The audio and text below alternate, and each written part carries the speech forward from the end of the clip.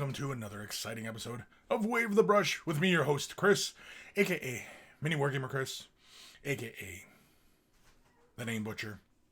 Wave the Brush, the most informative 120 minutes on the internet on the wargaming lifestyle. We'll talk about painting, terrain, conversions, and everything under the sun. So if you're a brand new viewer, we do a lot of painting talk as well as a lot of what's under the sun, meaning no topics are barred. We'll talk about anything and everything. So be warned. And of course, if you have your questions, you can always ask them in the chat, whichever direction it might be in. I don't know.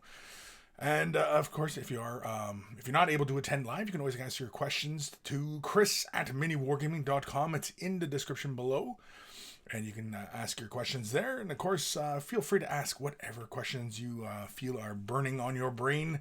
If you're brand new to this hobby, or you just want some clarification on a technique, or anything and everything. Of course, also in the description below is a link to wavethebrush.com. It is the central hub of all this silliness. Has links for all the social medias, the Discord, and as well as a link for t-shirts. If you want to look like a connoisseur of all that is good and holy in this world, they're wearing a Wave the Brush t-shirt. Help support the cause. And of course, if you've purchased yourself a shirt, be sure to send me a picture of yourself in your shirt, and I will add it to the Monkey Shrine, which is also at wavethebrush.com, and as well as a link for Patreon support if you want to support monetarily. You can support by clicking on the Patreon link. And big thank you to all my patrons who currently support, as without their help, a lot of the upgrades and upkeep would not be possible without their additional support. And it makes other things possible, such as, prize support and, other things.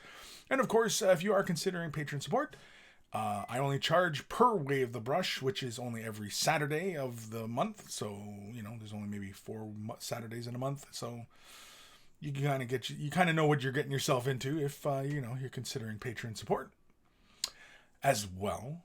And of course, we can't ever forget Carl, aka Guymere Alfer, aka Beer and Blood Bowl. That's his YouTube channel. Check him out if you love yourself some beer and you love yourself some Blood Bowl. It's a lot of fun over on his side of things as they play a lot of Blood Bowl.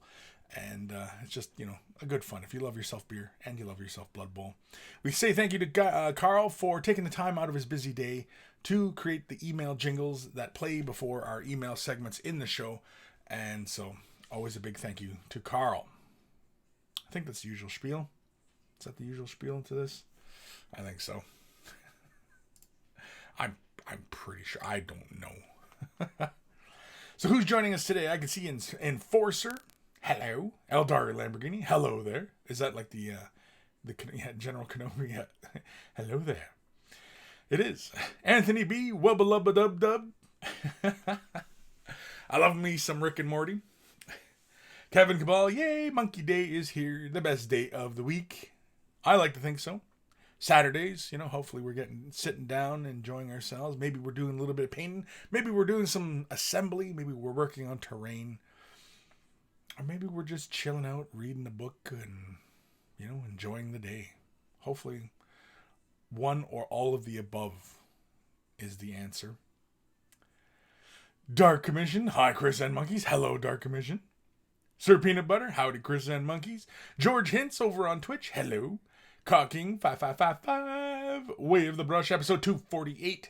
Finally, a day of paint. The day of paint. It is the day of paint. That sounds like a movie title. Day of Paint. Day of the Paint. Ooh, Day of the Paint. Day of the Paint. That sounds kind of ominous and promising. Matthew Perez, good morning, Kris and fellow monkeys. How is it that every time I want to watch, I can't, but when at work, it's no problem? I don't know. I'm not even sure what you do, man. Not even sure. George Hintz, have you tried the Roublet bushes yet? The bushes? I've not tried the bushes yet, but the brushes. I made a post. Man, that was 2 weeks ago, I think? Damn near. I picked up some of these. I think I've talked about these previously in the show. I was going to pick up these brushes. Rubelov. And yeah, I picked up these Rublev brushes. These are some Kolinsky sable brushes. These are out of Russia, which is where pretty much all the Kolinsky sable comes out of. And I have yet to try them. I was planning on doing a little video on them. The ones I picked up is a 100 or 0 and 00, and these are really, really fine. These are intended for watercolor, but as I've mentioned in many, many videos, that these watercolor brushes are pretty much the brushes we use for miniature painting, and so you really can't go wrong. You can, but I mean, you really can't go wrong if you're looking for brushes and you venture into the watercolor section of any art supply place and start looking at the really fine bristled watercolor brushes. And especially if they're Klonsky, or at least if they're sable. They might be a sable blend, kind of similar to Citadel brushes. Again, you can't go wrong, because these kind of brushes have the qualities in which we like when we're miniature painting, especially when we get into a bit of more of the nuance type stuff as far as glazing and blends and stuff like that. Now, right off the hop, these handles feel like a rough finish, and they're very, very light. They're a rough finish. They're not lacquered like for example, these Artist Opus brushes. You can see how they have a bit of a shine to them. You can see there's a bit of a sheen to the surface. They got a lacquer on them, right? Whereas these do not. You can see they kind of have a matte appearance, and you can feel the wood grain. And I shouldn't do this too much, but so the furls look good. The hairs have a nice spring to them. I have not done any painting with them yet. Or did I? You know what? Maybe I think I have.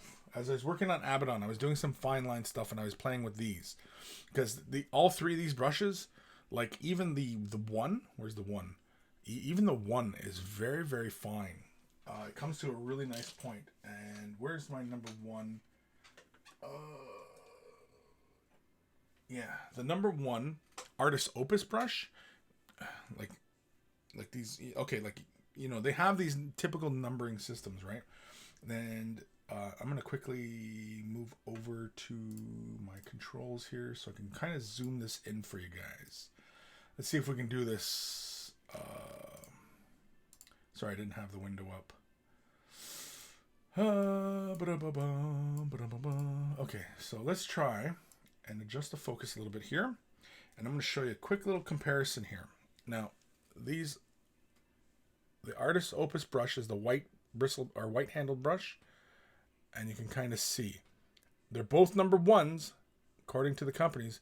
But you can see how the number one of Artist Opus, which is the brush up here, you can see how the bristles, a little bit longer, but a little bit greater bundle of them.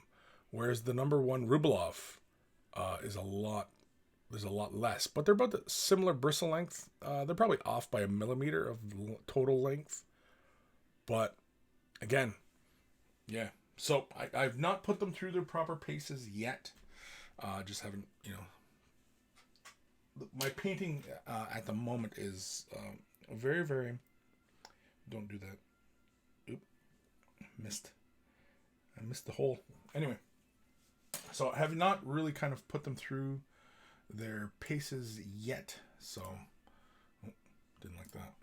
Shut up. Anyway, so yeah, but a review of sorts will be created at some point. So fear not. TH. Juhu? Yuhu? You is that how you would say that? Yuhu? Juhu? Anyway, I made the start of the show. Well, welcome, TH. Twitchy Kranos. Hey, everybody. Hey, Twitchy. TH. Kris, I am going to send you pics. Please, send me pics. Send me pics. Kris at miniwargaming.com. It's in the description below. It's Kris, not CH, as is a common spelling. I don't know why, because KRS is the masculine form of Christopher. I don't know, but anyway. Jim White, a good show to paint Squad Indigo of the Imperial Guard. Hello, everyone. Hello, Jim. Raziel, hello. Hello. Hello. Hello, hello. Anthony B, I wasn't able to be. He wasn't able to be. Tim Walker, just finished building and priming Thunderix. Profiteers, love the kit. Oh, cool. Yeah. Very cool. You into Underworlds? I still have yet to finish my Godsworn, so I'm still working on them. Raziel meant to get in an email, but then Conan Exiles sucked me in. I have made no painting progress. It happens. It happens. That's kind of why, like, I've been playing a little bit, just a little bit. I've been playing a little bit of World of Warships on Xbox, because most of my video gaming is mostly Xbox, computer, little bits, but I try and limit my video game playing because it just sucks away the productivity, you know, and I can see why a lot of people enjoy, video games. I mean, like, I'm a gamer. I enjoy it. But it ends up robbing you of your ambition and your productivity. You could be doing other things and accomplishing other things, right? And when I feel, like I've leveled something up, like I was playing World of Warships and I was leveling up the ships and I was getting add-ons and, I was having fun.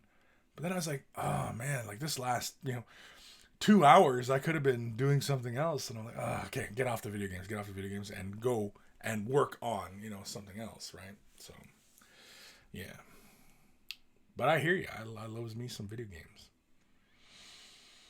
Anthony B, I wasn't able to send my GUO pics. Couldn't get good lighting next week. Okay.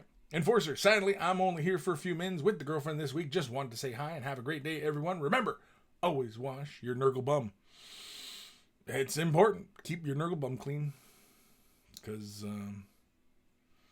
you get Nurgle's rot. Warbuster, hello, Kris. Hey, y'all, hello. Matthew Perez, Kris, I do IT work for Credit Union. Being on call or scheduled work day for everyone to finish off a project. Coming into May, I will have more hobby time finally. And that's awesome, Find the time. If it's really important. And stay away from the distractions, Like if you're really serious and passionate about your painting and wanting to become better or just sitting down and enjoying this, right? You got to make the time. You got to, don't waste it away playing on your phone or playing video games or,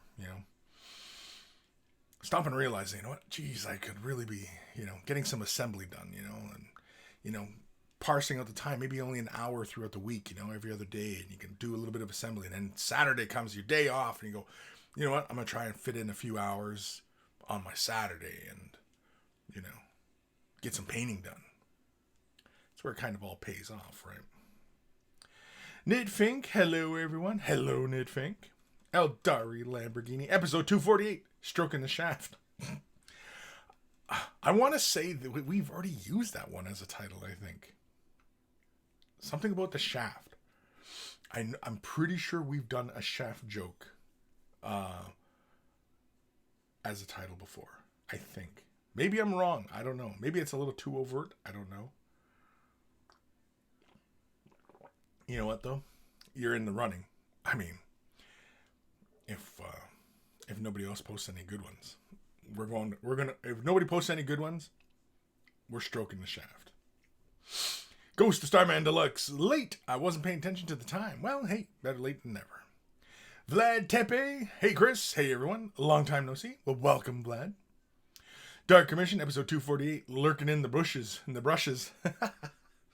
Lurking in the brushes, yes. I kind of like that, that's funny. Lurking in the brushes. Because it sounds like licking the brushes, right? Licking in the brush? No, I don't. No, not even going to try and explain that one. David Vaughn, sup everybody? Welcome, David Vaughn. Twitchy Kranos, episode 248, missing the hole.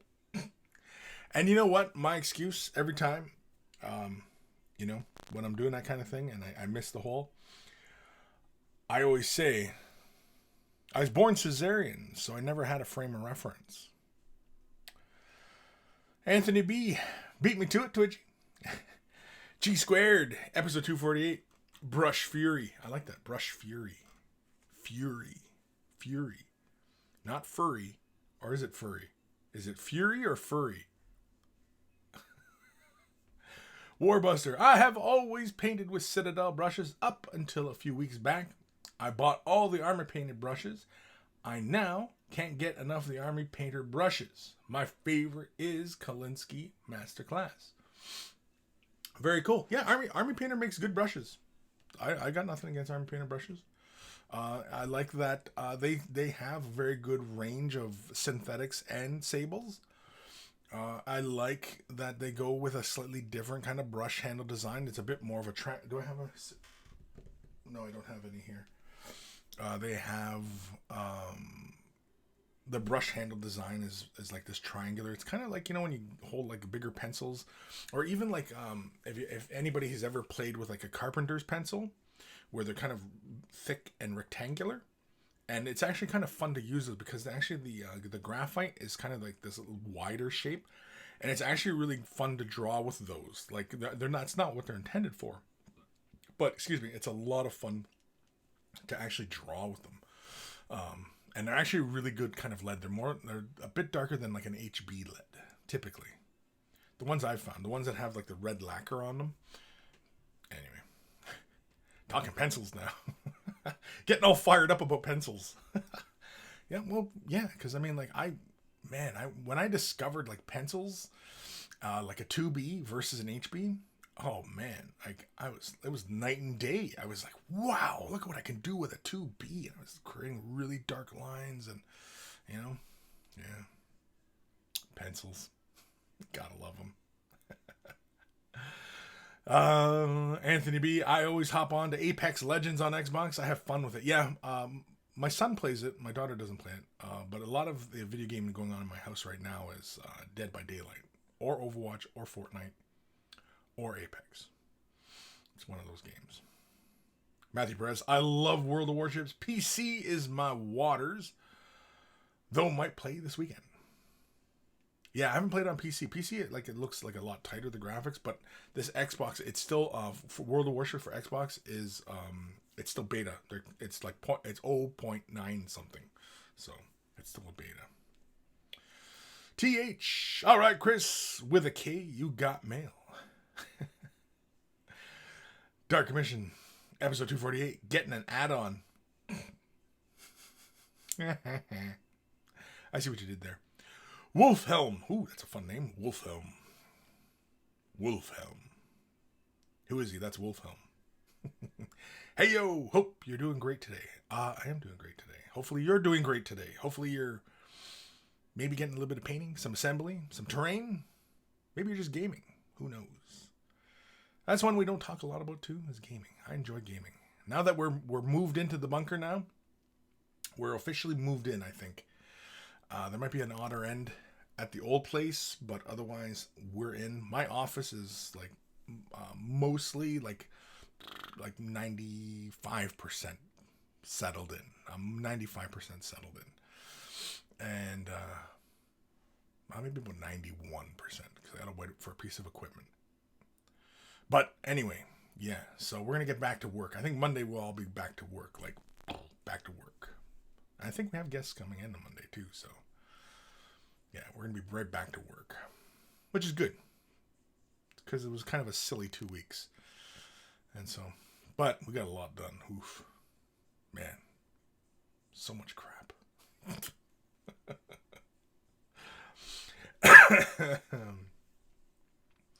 Aaron Seach, episode 248. Is that a gaming table or a bondage table?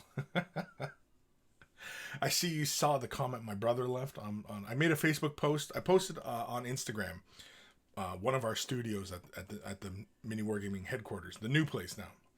We got 6 brand new studios and they're all themed and they're fantastic. All of them are great. They're all awesome. But the 40K one is probably my favorite. Maybe next to either the Orc or the Necromunda. I think the Orc one would be really kick-ass. I think if like the table had lights, and I don't know if it does. I don't think it does, because a couple of the tables do. I know like the Age of Sigmar one doesn't. I know Matt and Luca were filming yesterday a game in there. The Necromunda has lights. That's kind of like the industrial style lights. It's really cool. It's the Necromunda one. Like the boys did such a great job painting it up and creating it, and like all the studios just look fantastic. They did a great job. Like Vito, Drewski, Grove, they all did a fantastic job on all those studios. They're just really awesome. And but I think the 40K one is my favorite, just because I'm a 40K nerd, and you throw in colored lights, I'm in. You got me. I'm in. And so I posted a picture yesterday on Instagram, and of course it auto posts to Facebook. And my brother had made the comment of, "Is it a bondage table?" Because it was just a blank table. There was no terrain or anything on it. And yeah, it could double as a bondage table. Have somebody strapped up, kind of. Yeah. I mean, I don't know. I don't know what he's talking about. Jim White, episode 248. If this show is a gold mine, why do I get the shaft? It's a good one. Why do I get the shaft? Matthew Perez, going back real quick, episode 222 was named Brushes, Different Strokes for Different Folks. Closest item I could find with keyword stroke that was recent. No, it was shaft, not stroke. It was shaft. Something to do with the shaft. I'm pretty sure we've done shaft in the title before. Jim White, episode 248. To be or not to be? That is the question. Yeah. Raziel, is it sad at all to leave the old mini wargaming building, Kris? Obviously, excited to be in the new one. Is it sad? Gee, I have not stopped to reflect on how I felt, because sitting in the old building, waiting impatiently to get into the new place, I didn't stop to consider that if I would miss it.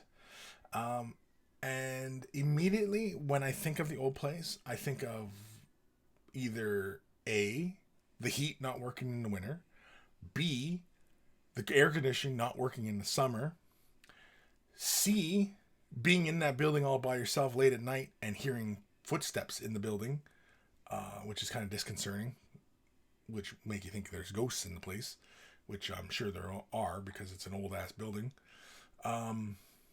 What else? In wintertime, improper plowing and sanding and salting. Yeah, that was a thing. Not quite as much floor space, not enough room. Yeah. Oh, the air conditioning units would leak, so sometimes you get this water damage running through. You could even see it in my office where there was water damage coming down. So do I miss it? Do I feel nostalgic for it yet? No, not really.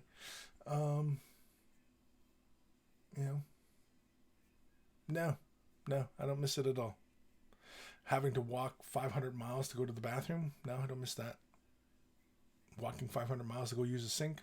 No, I don't miss that. So far. Yeah, so do I miss the place? No, not at all. The neighborhoods, debatable whether it's an upgrade or what, but that's about it. I mean, it's fantastic though. The new place, awesome. And if you've ever considered coming to visit us at Mini Wargaming, now's the time to do it. To book, stay with us, game, play, all that. And of course, soon enough, once we get more settled in, we'll start working out either like physical or what have you, as far as like painting classes are concerned and things like that. So it's the future is very, very exciting. We're just scratching the surface now, and we're just getting into this. So we'll see a year from now. A year from now, we should be well into the strides of what we're doing and and everything like that. So give us a year, because this is a brand new thing for Mini Wargaming. It's a whole new era A brand new era has begun. We're into a new age. We went from the second age, we're into the third age now. I don't actually know if it was ages. I don't know if it was with editions. We went from like fourth edition to fifth edition to sixth edition. If it was like 40K editions, I don't know. Either way, it's a lot of fun. Really excited. So yeah. But am I sad? No. Am I sad? No. Not sad at all. The only thing that was sad was moving everything and just how much crap we have. It's just crap. Anthony B, your new office looks sweet. I dig it. I dig it too. It's a little smaller than what I was in, but it's fine. The only hard part was, or is, I should say, is I had a nice big work surface, and so I could lay out all my tools and have like all my paints and everything in front of me, and just kind of everything was accessible, right? So if I'm doing something, with the reduced space, everything's not quite as accessible. So, got to figure something out. But that, again, that's something that'll come with time. That something becomes more streamlined how I work, and how space gets utilized, and things like that. Vlad Tepe, I'm working on a nice terrain for Infinity. Plastcraft Games colored. It looks like MDF, but mostly some kind of plastic foam. Surface printed. Looks amazing. I think we might have got some of that. It kind of has like a deep orange and kind of has like a diamond plate decking and stuff like that. Is that the stuff we're talking about? Either way, cool. Very cool. Dark Commission. Funny because I thought that the bunker looked like an S&M knocking shop. What's a knocking? S&M knocking shop. What's a knocking shop? I don't know what knocking shop means. English in their expressions. Wolfhelm. I'm good, thank you. Nah, no wargaming stuff today. Fireman some gear in Grim Dawn. What's Grim Dawn? Is that a video game? Sounds fun. I don't know. Grim Dawn. It just sounds kind of grim. Matthew Perez. Building I'm in today is near native burial grounds. Our building is haunted. All right. Spect. I thought that table was homage to Slaanesh. No, we have a Four Gods of Chaos room. There's one wall. It's Khorne, Nurgle, Tzeentch, Slaanesh. And of course, too, I don't know if that was how it was intended, but the Slaanesh is where you enter and exit. I'm just saying. I don't know if that's the way Dave planned that room, but it is kind of funny that the Slaanesh side of the room is where you enter and exit. Because sometimes where you enter is an exit, and sometimes an exit is where you enter. Oh, man. Everybody's probably like, I don't get it.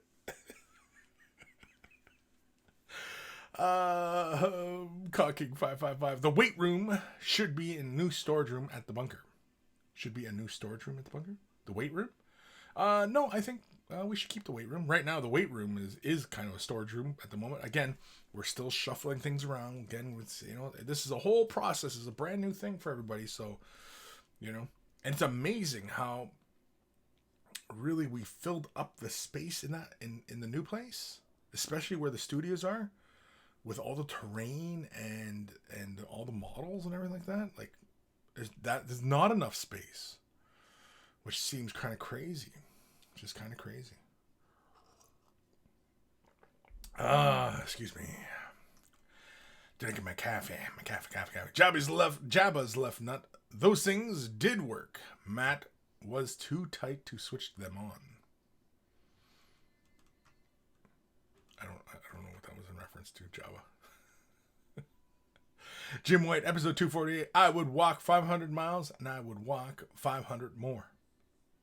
Is that a song lyric? Raziel, you know it's some of those seemingly negative things that often make a person miss a thing, person, place later. Depends, I guess. Often you truly love something or someone for the flaws. Yeah, I mean, I'm not nostalgic yet. I mean, maybe at some point we'll get nostalgic, but the new place we're in, it just kicks a lot more ass. And we're not sharing it with anybody. We don't have a damn Roomba studio above us, some sort of dance studio where people are stomping away. We don't have a sound recording studio below us where a guy's jamming away, so we don't have to share this. The space is entirely ours to our silliness. So no, I right now, no, I'm not nostalgic at all. John J. Kris, any plans on holding some monkey painting classes at the new headquarters? A weekend excursion class or something? Yeah. That's definitely in the... that's right now, it is a definite possibility. What exactly it entails, not 100% yet. So, but yes, that is in the plans. Oh, Dark Commission, I missed your thing. Knocking Shop is a brothel. Oh, really? I didn't know that. Now I know. A knocking shop. Oh, like knocking. I got you. Warbuster, I'm working on my kill team. Gene Stealer's Kelly morph set. It is a lot of fun to paint. Cool. Spect. Ha ha ha. Anthony B, episode 248. Entering through the exit.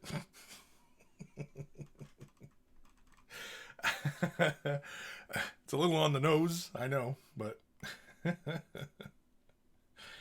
I don't know if anybody's made that joke yet, but it is kind of funny that the Slaanesh side of the studio has got the door. You enter or exit. Don't know if that was a happy accident or happy accident. Anyway, basically anything at this point when referencing Slaanesh type stuff becomes a joke. It can't help but sound dirty. Jim White, in through the outdoor Led Zeppelin. In through the outdoor Led Zeppelin. Dr. Xantos, hello monkeys and monkey lord. Hello, Dr. Xantos. Spect, dead. Ooh. Dr. Xantos, how be things here? Things be pretty good, I think. Everybody seems to be in high spirits. I'm just talking about our recent move. I think we are pretty much into the new place. We've unpacked mostly, and things are still getting arranged and moved about, and trying to find the most efficient way to do things. But again, I think that comes with time, and I think come Monday we'll be ready to get right back to work. And so, yeah, good. Everything feels good. The vibe is good right now. The vibe is good. Everybody seems to be in pretty good spirits, so that's a good thing. Hopefully we can keep that going. Twitch Kranos, thinking more about the area around the place. New bar or just a long trek to Cheers? Unfortunately, we went to the new place, our new watering hole, maybe. Because there's two bars actually in crawling distance. One is actually a little bit closer, but it's kind of like a sad old man bar. Or was that the other one? I can't remember. There's three bars on the strip that we're on. One is a little bit closer, but it's kind of, I don't know if it's kind of stabby or what. But anyway, the other one that we went to, which is called Trappers, it's nice. It's more sports bar. They're actually a Cleveland Browns NFL type of vibe in the place. It's got the same color scheme as the team and everything like that. Me being a Steelers fan, I'm kind of, whatever. But it's clean. It's nice. They got pool table. They got shuffleboard. They got golf video game. I don't know why. Dartboards. Nice big old round bar. And the food is really, really good. We had the special Thursday, which was the Paradise Burger. It was essentially two big thick pieces of bread. Basically, they were garlic bread. Cheese patty. Like a patty with cheese in it, bacon, more cheese, tomatoes, pickles, lettuce, the fixins, served with onion rings, and it was delicious. That meal held me over well into past the evening. Man, I was full. I was like, oh man, but it was so good. Oh, it was so good. So, yeah, the new bar, and we were sitting there. We were enjoying it. The bathrooms are clean, and they're like Cheers. The atmosphere in Cheers is more of like a watering hole. It's kind of like a bar where you kind of just come in, just like a tavern, right? You just come in and have a drink, Whereas the Trappers Bar, it's more of a sports bar, kind of bar and grill kind of vibe. And, it's more open, and it seems like the community in that area really know each other, and so we're kind of newcomers to it. So who knows? We might make the trek to Cheers every once in a while just for nostalgia. But again, the street that we're on, and it does have a patio. It's not as broad. Well, but I mean, I don't know. We haven't sat out there yet. I'm sure soon enough we'll be sitting out there. But the life on the street is pretty colorful, and at Cheers it was pretty colorful too. So it's always interesting. It's just as long as Steve doesn't invite any weirdos. He has a tendency to invite weirdos to our social gatherings. Wolfhelm. Grimm's Dawn is an old school Diablo type game. Oh, okay, cool. John J, episode 248, In Through the Outdoor. Aaron, sometimes where you enter is actually an exit. There is the push this train needed to send us over the hill and get into the gutter.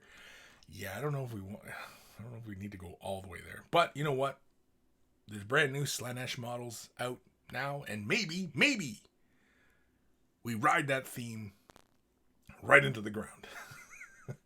Nathaniel, hi Kris, hi monkeys, hello. Twitchy Kranos, in the Slaanesh room you could always get a set of curtains to hide the door.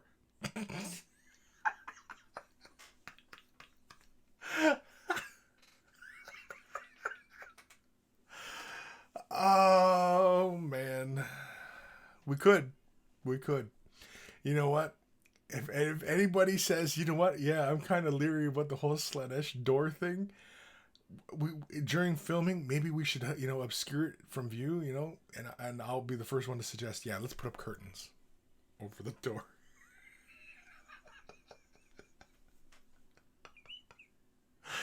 Oh man. Ghost of Starman Deluxe. GW, we're too cowardly to put 7 boobs on the new Keeper of Secrets. Yeah, sure. I mean, it's where they're going. I mean, they flip-flop back and forth through the years. You look at Demonettes, right? I mean, there's boobies, then there's no boobies. The boobies are covered, and there's no boobies, so, whatever. I mean, like, realistically, with Slaanesh, it always defaults to sex as far as the excess, right? When that's not really what excess fully entails. Yes, sex is a part of it, but it's not entirely what it's about, right? You pursue anything to excess, and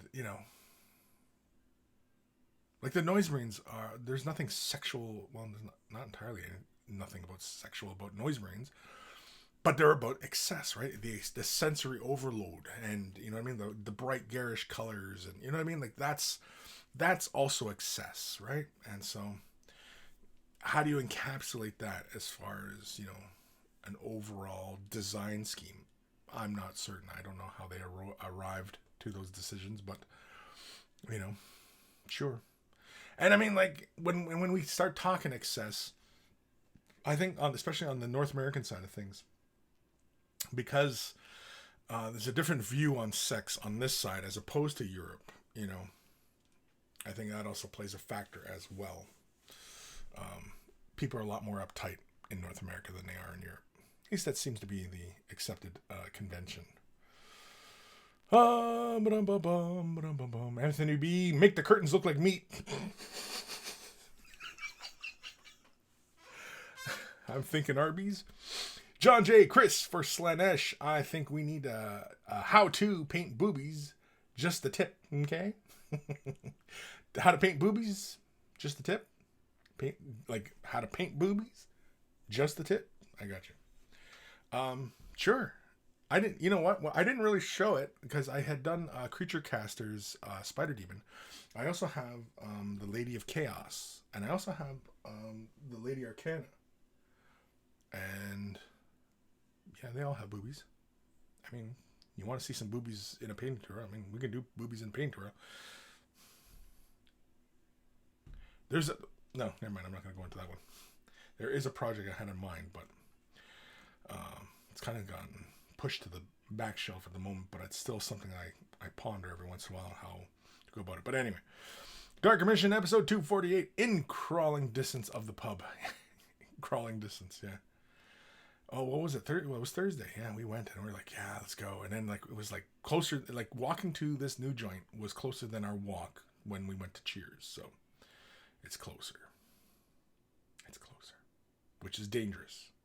Very dangerous. Jabba's left nut. The doors should have been on corn side. Then you would come in through the cornhole. Damn. Yeah, there was no winning either way, right? Entering a chaos room. Because it was on the corn side, it would be the cornhole.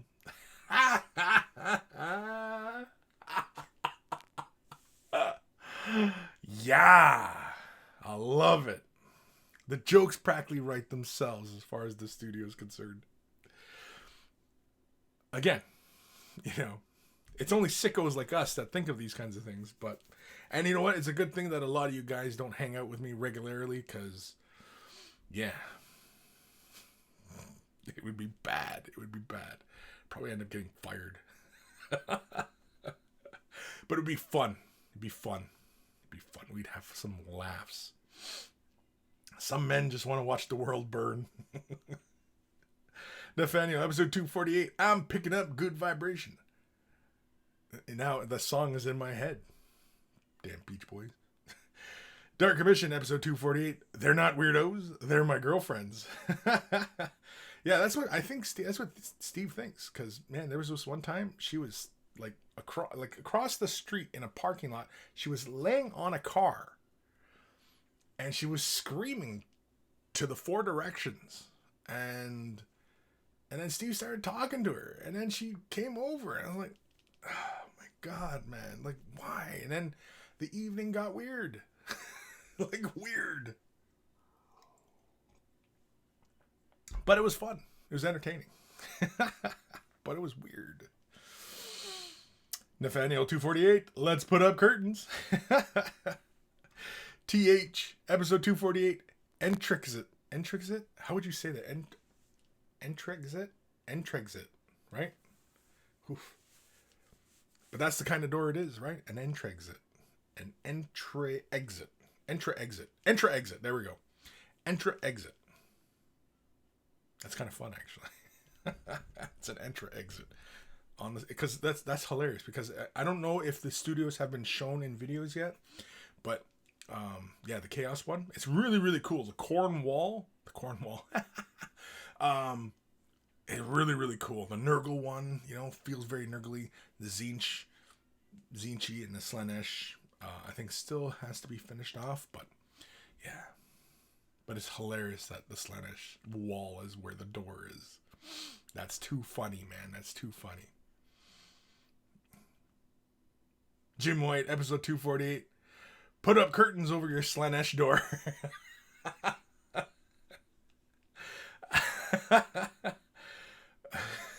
Put up curtains over your Slaanesh door. You know what? I'm gonna use it because we're in that phase right now where Slaanesh is coming out and it's gonna all be about Slaanesh soon enough. Oop, that's not what I wanted. There we go. Grim, Fancy, and hello Grim, and Ebb and Flow. What's up, everybody? Usually on YouTube, but I go both ways. Waka waka waka. Ebb and Flow goes both ways. You're killing me. You guys are killing me. TH, The safe word is death to the false emperor. That's like a lot of words, and there's a reason for safe words. Like pineapple. It's nice and fast. 2 syllables. Fast, right? Pineapple. Pineapple. That's 3 syllables, actually. But anyway. Something fast, pineapple. Something, flowers. Because I read flowers. But, it's a safe word. Death to the false emperor. That's just too many syllables. And, when things start to get a little bit not safe, you don't want to have to, spit out a whole phrase like that, right? So, I mean, I don't know. Yeah, that's a good safe word. John J. Wait, did I hear improper plowing? Lord Krabby, sup, Matter Flowers? Sup, Lord Krabby? Raziel, I agree that Slaanesh is a bit typecast. However, even GW leans hard into the sexual nature of it. They named the new Age of Sigmar version Hedonites of Slaanesh. Yeah. I mean, the other thing, too, is sex sells. Sex sells. Yeah. So, as far as a business decision goes, yeah, I completely agree. Ghost of Starman Deluxe. How to sculpt green stuff boobies for your Slaanesh conversions. Sure, if you want. I'm not much of a sculptor. I do a passable belt, pouches, stuff like that. But as far as sculpting a face or a whole miniature, I've never tried it. But as I speculate in theory on it, yeah, it's not my strong suit. It's not my strong suit. Jim White, Zinch door, the door becomes the outdoor. It'll change. The door changes. Anthony B. Beef Curtains. Oh, man. Nathaniel, episode 248. And then Steve talked to her and everything got weird. Dude, you got to come visit us, man. Because especially in the summertime when we're chilling out and relaxing and we're telling stories. Yeah. It gets weird. Anthony B, best time Gene said on Bob's Burgers. Always makes me laugh. Aaron Seach, email time? Is it email time? It is getting close to email time. Like there's a specific time for it. But yeah, you know what? I don't have that many emails, actually. I only have a few. So, I got a bunch more, though. All right, fine. We'll do some emails. Why not? Cocking 555. Red is faster. Red is faster. Nathaniel, yellow Mordaka. Grim, I missed the early part. What's up with people talking about curtains? You're just going to have to go back, buddy, because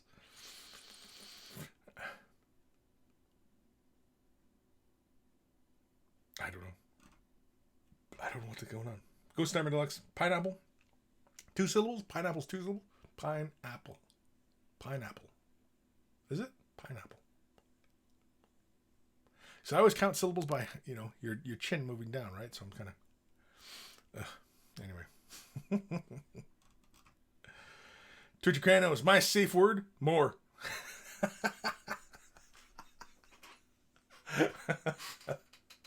Yeah, that's wrong.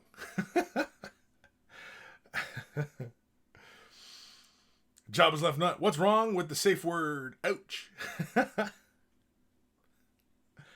Sync up sound. Not sure what I've walked into here. Yeah, I'm not even sure myself some days, man. Not even sure. Anthony B. Wouldn't please stop work too? Please stop. Sure. Please stop. But, that kind of kills the mood, right? Like one of my favorite jokes from Chappelle is a quick way to ruin an orgy is just say, ew.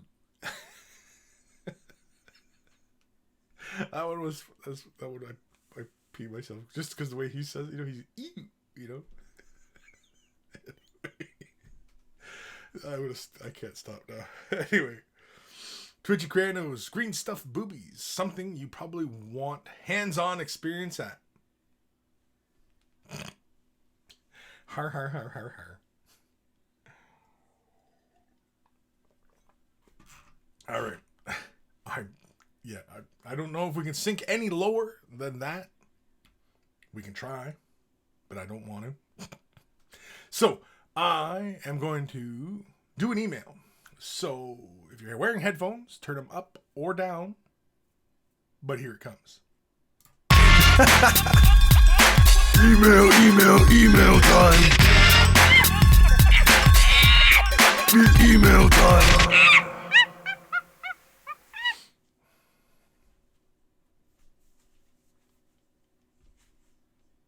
Oh, the jingle done. I'm an idiot. Anyway, this one is from Duncan. No, not that Duncan. At least I don't think it is that Duncan. I don't know. No.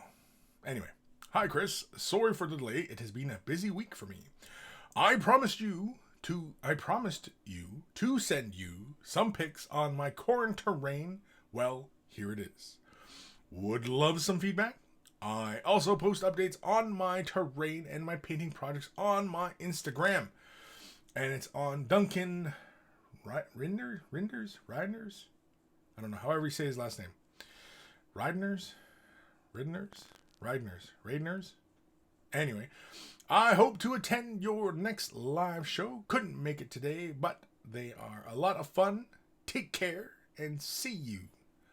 And so he sent us some pics of his corn terrain. And look at this. This is very cool. Love the texture of the bloody ground kind of thing. Really, really cool. Really, really gross. I would consider picking up maybe a little bit of clear resin, or even just larger amounts of, say, gloss medium. You can find larger volumes of it, liquidy, so you can just kind of pour it in there. Not too deep, but of course you could add some color to it, get a bit more depth. I think it's really, really cool. I just thinking for as far as the model standing, because any really textured like this, like little bits and bobs and stuff like that, they're gonna get nicked off and things like that. Just a thought. Oh, look at this big guy. Oh, he's cool.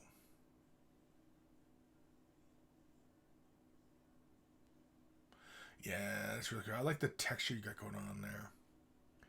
Now, the cracked ground, was that using a crackle medium, or was that you used a bunch of Citadel stuff? I hope it wasn't the Citadel stuff, because that's kind of expensive. That's pretty much the whole jar right there.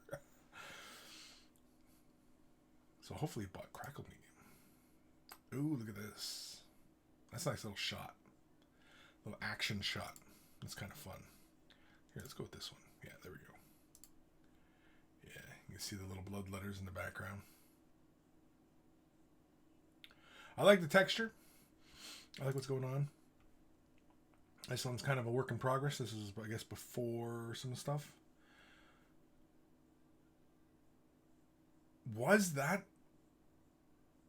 Is that a Grillian Earth you laid down, or was it or did you mix a color with crackle medium and make your crackled ground? God, I hope you didn't use a bottle to do that. That's madness, man. That's madness. I really like the board. I really like this idea. I like the trench. I thought when you were talking about a board, I thought you were talking more of an army display board. This looks more like for a gaming table. I mean, I could be wrong. Oh, what is this? What is this? Heresy. What is this heresy? Right here I see. What is that? What is that? Do you not see what I'm looking at, people? Do you not see? What is that heresy? That is heresy. I'm triggered. It was all going so well, Duncan. It was all going so well. And now I'm triggered. You left your brushes in your cup water. Bristles down. For shame. I'm just kidding, though. But that is one of my pet peeves, though, dude. I'm just saying. Another action shot. Oh, man, this looks really good. Now, is this done, or is there more stuff to do? But, yeah. Thank you, Duncan, for sending that in. Really awesome stuff. Just looked fantastic.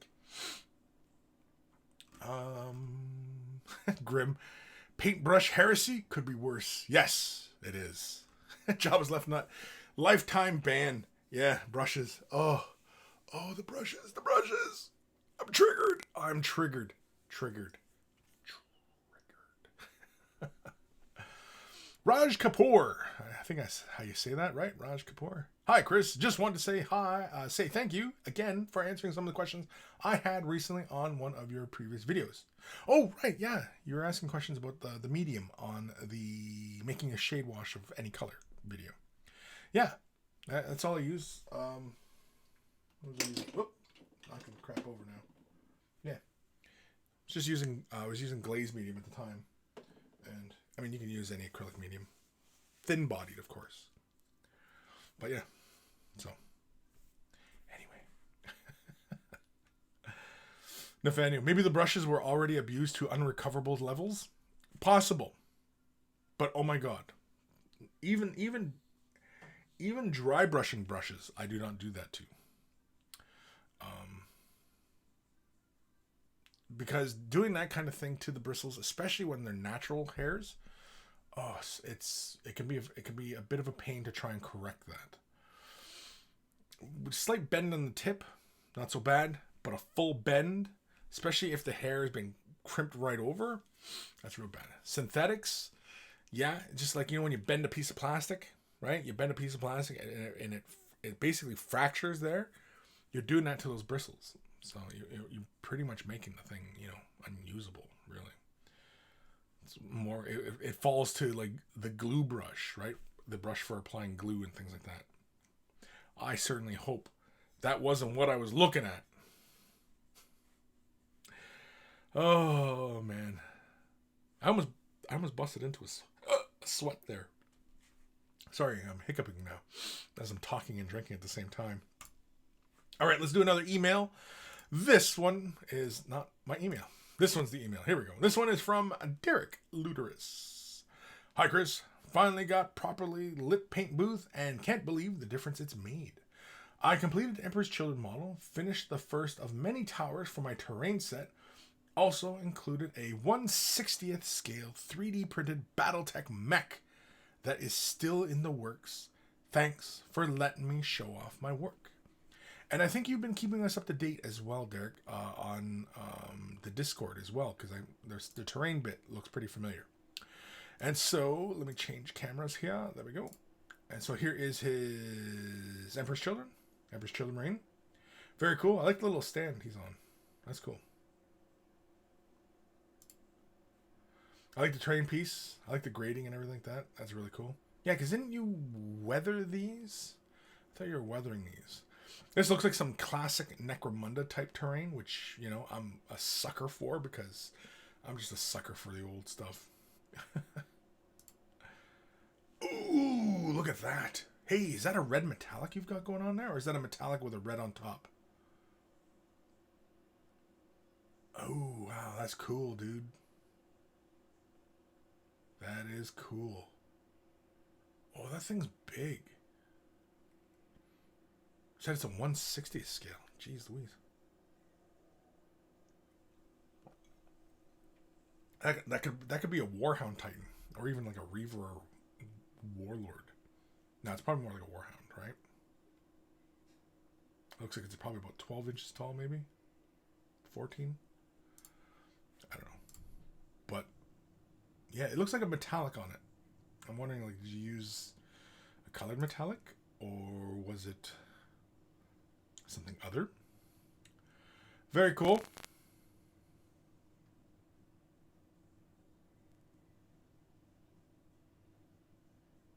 I think this guy's work in progress as well.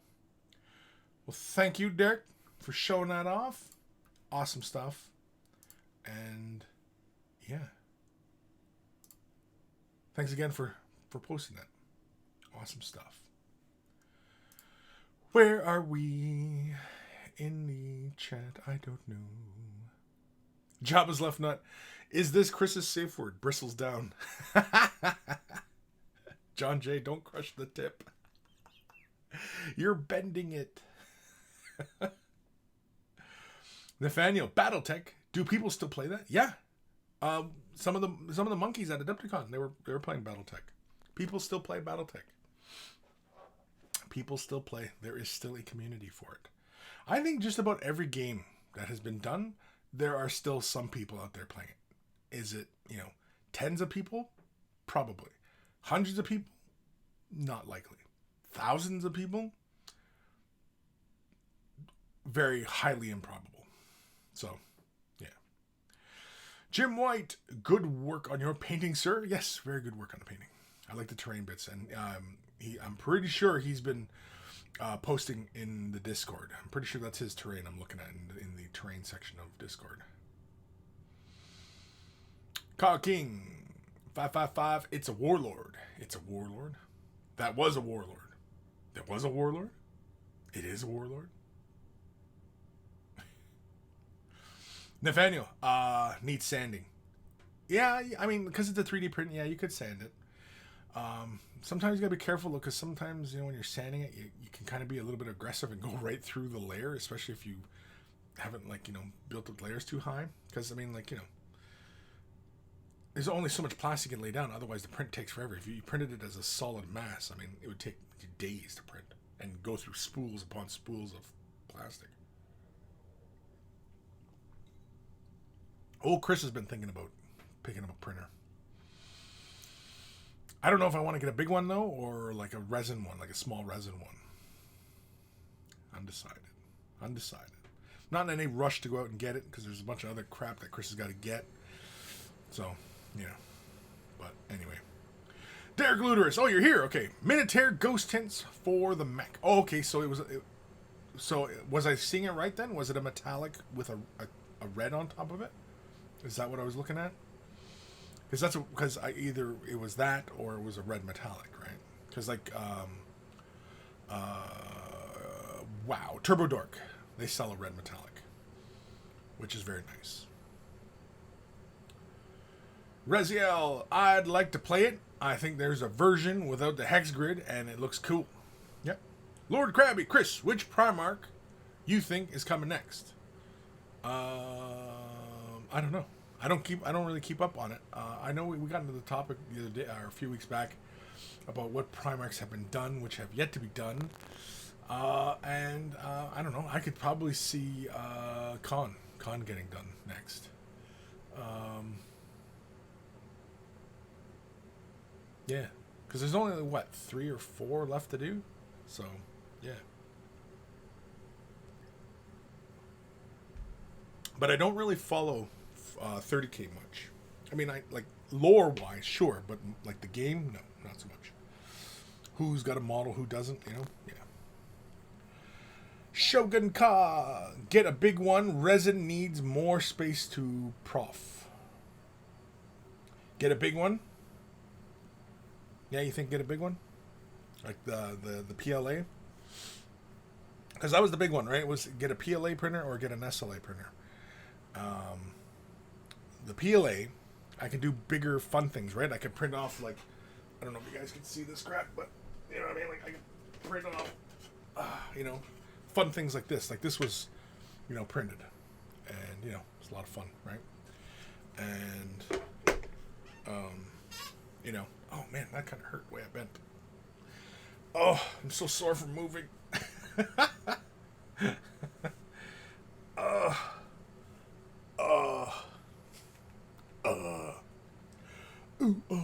Anyway, yeah. Reziel, I'd like to have a laser cutter for MDF and acrylics. And the laser cutter would be good too.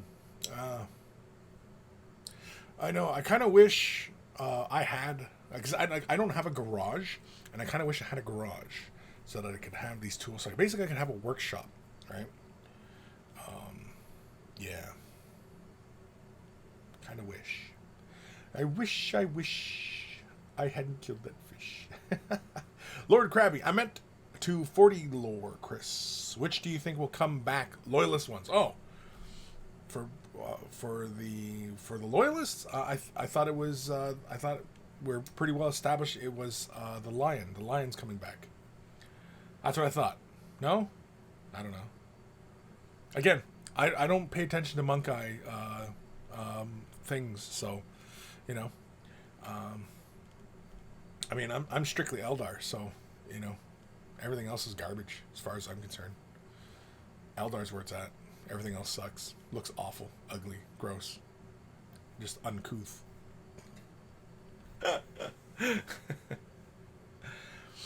Nathaniel, Kris, what's your budget for a 3D printer? Not 1,000. Other than that, I don't know. I'm just looking around. I mean, I've seen and used the Prusa, and that was fine, right? And it did really good prints for a PLA printer, right? Steve had recently picked up the I can't remember what the hell it's called. It's a fairly well-known one. It's a resin printer, and he was printing like mad for a while there, and you know, and he picked it up for a pretty decent price. That was around, I think, 500, I think. But I know like the Prusa is only like, I think, 400, I think, something like that. So, you know, I'm not looking to spend a whole lot, and it's more of a hobby thing than, you know, trying to actually do anything with it, or, you know, it's not like I'm going to be starting up a print lab and, you know, working on stuff, and, you know, it's just more hobby kind of thing. So, you know, yeah.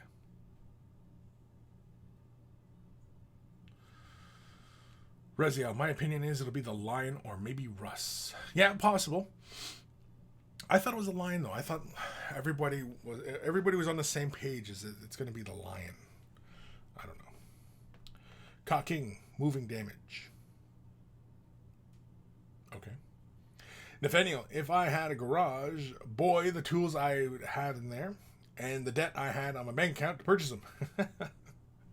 Well, I mean, you don't buy all your tools at once. I mean, you know, you slowly build up. But, I mean, like if I had a garage, it wouldn't be for storing my cars. It'd be a wargaming area. it'd be my little studio. It'd be my studio space. Like right now, I mean, like I have my one room here, and I'm kind of cramped on space. I mean, I could arrange this a little bit better, and I may yet still arrange this a little bit better. But it's not a lot of room in here. I mean, it's a fair amount of room, but I mean, like, I want to, you know, get back into my painting, and, yeah, I need room to maneuver, and, you know, especially with my painting, I need room for splashing. Not that I splash my canvases or anything like that, but you know, just for making a mess. I need room for making a mess. That's what it is. Cocking. Should there be more dancers for the troop? What? Should there be more dancers for the troop? I don't know what you mean. I don't know what you're talking about. Reziel, my painting studio is a garage, so basically a workshop. Purchased the Proxon foam cutting table, and it's pretty cool. Oh, cool. Yeah. I only have the Foam Factory, the little handheld ones. So, yeah. Warbuster, Kris, would you recommend Harlequins as a gateway into Eldar? Love Way of the Brush. Would I recommend Harlequins as a gateway into Eldar? Sure. Harlequins are kind of, like, specific. They kind of really are more like what classic Craftwell Elder played like. Very glass hammer. Meaning they hit really, really hard, but cannot take any damage. You know, and that's kind of Harlequin's kind of thing. They're not very good at taking any damage. They can't do a stand-up fight. They got to just kind of come at you and bang, and they hit you. And they hit you as like a lead balloon, right? Does that even make sense? I don't even think that makes sense. But anyway, Whereas like Dark Eldar, they got some funnier tricks up their sleeves. In Craft Royal Eldar, they actually have a bit more range and armor on their side. Whereas Harlequins, really, I mean, like, you can't go wrong with any of the Harlequin stuff. Their selection is very limited, so there's not a whole lot of choices going on there. Hopefully, there's more stuff that comes, for them. I don't know what, but and Dark Eldar, I mean, like, they've got a really great line of models. Their armies are really good. Craft Royal Eldar, I mean, like, any of the Eldar, you can't go wrong. Even Ynnari, the Ynnari just got an update, so and Ynnari is kind of playing all three. So if you like the idea of having Craft Royal Eldar stuff and Dark Eldar and some Harlequins, play Ynnari. So you have 4 options there for Eldar, for elves, if you want to do some elves. But yeah, you can't go wrong with strictly just Harlequins, or you can play a mixed bag of all of them, or whatever. It's whatever you want, man. Whatever looks cool to you. Shogun, mega nerf to Ynnari. Yeah, well, yeah, they keep getting nerfed. It just keeps one nerf after another. I mean, but it's all about that flexibility, and I mean, it's kind of hard to beat that flexibility. Grim, talking about Eldar, don't tell Gim. Don't tell Gim. Excuse me. Job is left nuts. So when Steve isn't spending his money on crack hose in a parking lot, he's spending it on 3D printers? Yeah, pretty much. And don't ask what he's 3D printing in conjunction with spending money on crack hose. Don't ask him. Seriously, though, don't ask him. Nathaniel, Kris, you can cover your garage or workspace with tarpaulins. Leaves no trace, regardless if you were painting, butchering, dismembering your wife. Discard last point. Jeez. I mean, I don't know if I agree with that statement. I mean, regardless if I was painting, come on. All the other stuff I was fine with, though. Anyway, let's do another email. Holy moly, we're already quarter after. We're already an hour and 15 minutes into this show. Good God. Ghost of Starman Deluxe. 3D printing more crack hose. I don't even. No, I don't even know. Because I'm sure, knowing him, he's 3D printed something he shouldn't have. And there's enough room in that tray to make something.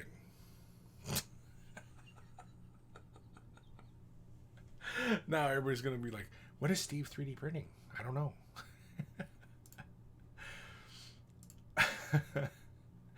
Let's do an email.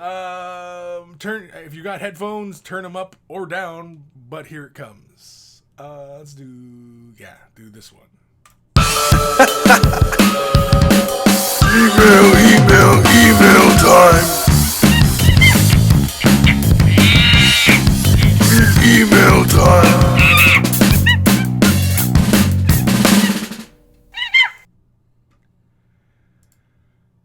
This one is from our good buddy Zach, aka Eldari Lamborghini. Monkey King.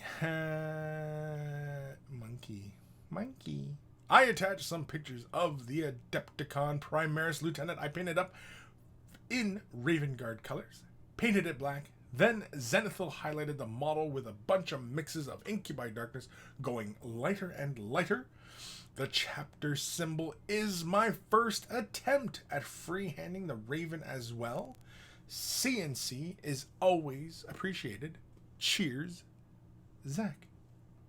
And so let's have a look at his Primaris Raven Guard. Let's go with this one. Yeah, there we go.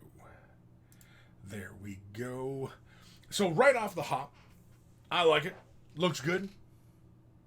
He's even got lots of battle damage on him.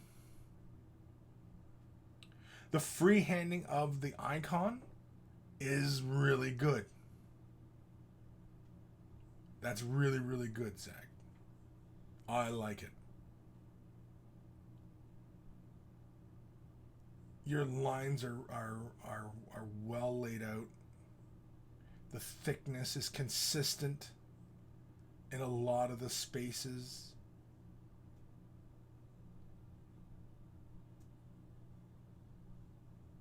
I don't know if it's very symmetrical, but from this angle, I'm going to guess it's symmetrical. I'm going to assume it is symmetrical. The white of his arm. I think a little bit more white could have been added. I think the blade of the sword, I don't know if it's the lighting, but it looks like it could have been a little bit more contrasting. A little bit more color depth, especially to bring out that glow of the little power node on the blade. Get it just a little bit more contrast on that blade. Especially the way you have like those highlights kind of running in streaks, kind of like, you know, like the shimmer of the blade, almost like a non-metallic metal effect with metallics. But I get the vibe you're going for, but I think, yeah, you could have pushed, like you could have added, say, a little bit of Nuln Oil to, say, Lead Belcher, or even a bit of black to Lead Belcher, and as your base coat, and then built up from there, you know. Especially with the node, it doesn't feel bright enough. I get the effect you're going for there, but yeah. I'm really just kind of looking at that shoulder pad though. That's really good. I like the weathering. Looks cool. Freehanding of the name, really, really good.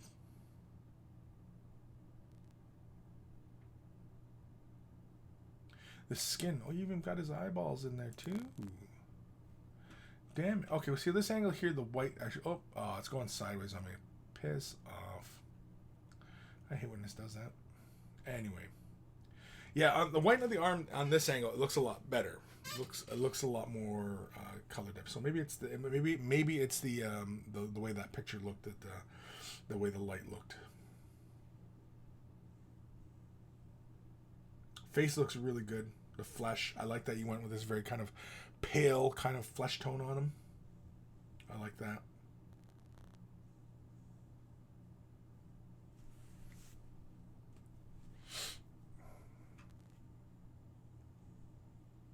Yeah, it all just looks really good. You know what the head reminds me of? Looks like Buddy from The Matrix. What's his name there? Hugo Weaving. Plays Agent Smith. Anyway.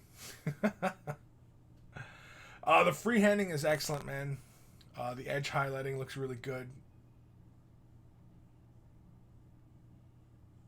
I like the combination of weathering and the dust and dirt on his boots. I just think the sword could be a little bit more depth in the blade.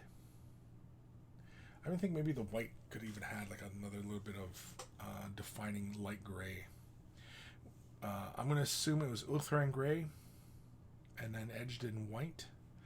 Would I be right in assuming that? Oh wait, was there one more? Oh shoot, there was one more. Hold on. There we go. There's another one. Sorry, how rude of me.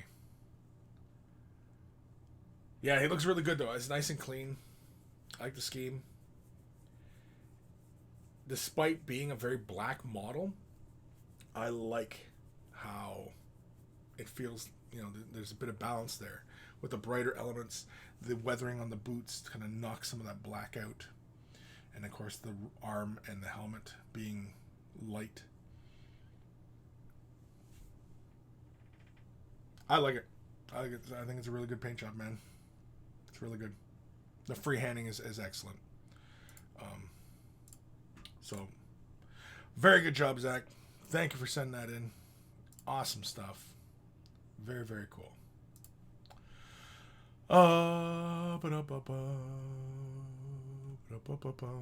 know where the hell I am. Where am I in this chat? Eldar Lamborghini.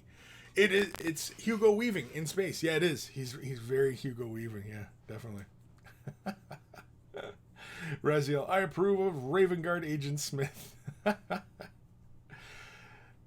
Dr. Zentos, Heretic Anderson, surprised to see me. Eldari, it was Celestra Gray as a base with mixes of Othran up to white. Okay. Yeah. I guess maybe it's just a way, I guess maybe how it looked with the black and that really like gray, how it just, I'm sure to the eye it probably looks a lot better. Not that it doesn't look, not that it looks bad on the camera or anything like that. It just, it doesn't, the gray felt flat. It didn't feel there was enough contrast, you know what I mean, coming from a deeper tone to the white, right? So, yeah. Ebb and flow. Smith then goes on an epic rant about how heretics are promethium cells.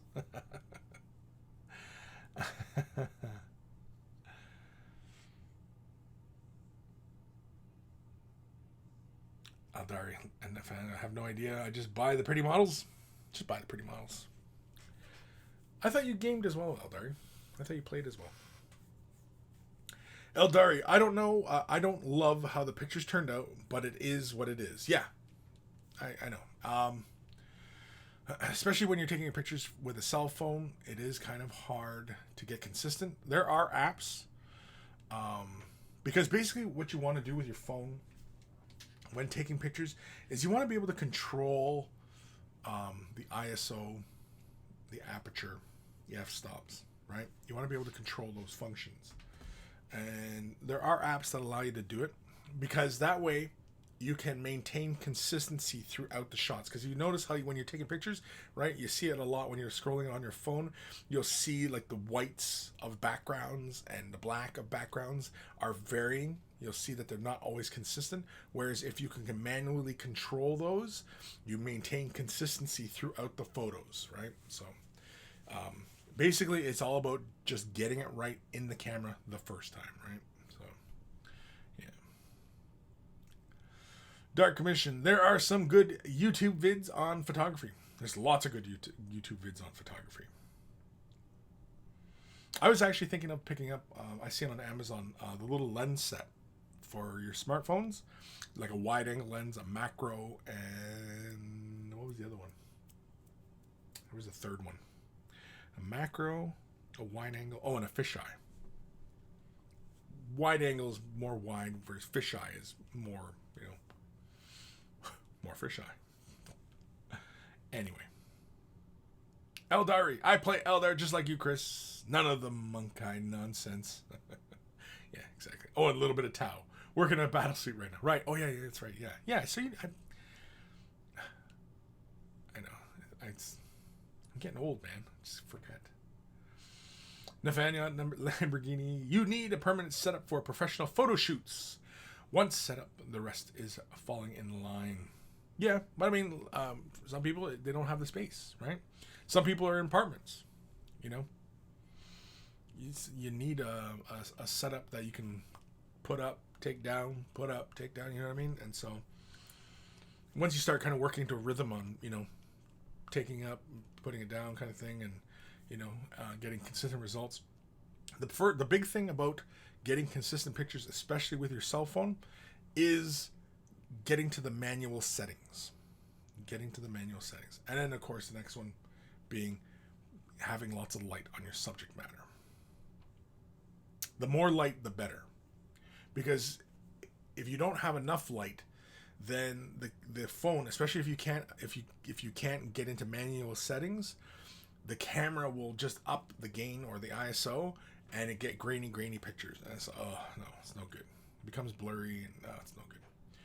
Whereas with a lot of light, the camera tries to drop it all the way down and kind of goes to the lowest settings. And so that's kind of a way of getting consistent controls if you have tons of light on your subject matter. And then, of course, what your background is, what your subject matter is, and all these things play a factor. Then, of course, you just put your own spin on it, and what have you. Aaron Seach, Kris, what did you use to put the effects on some of the pictures you have posted? The models with the action effects, guns, firing lasers, firing, etc. Oh, on my Instagram, doing some of the action shots kind of things. It's a program on my phone. So it's on the phone. It's called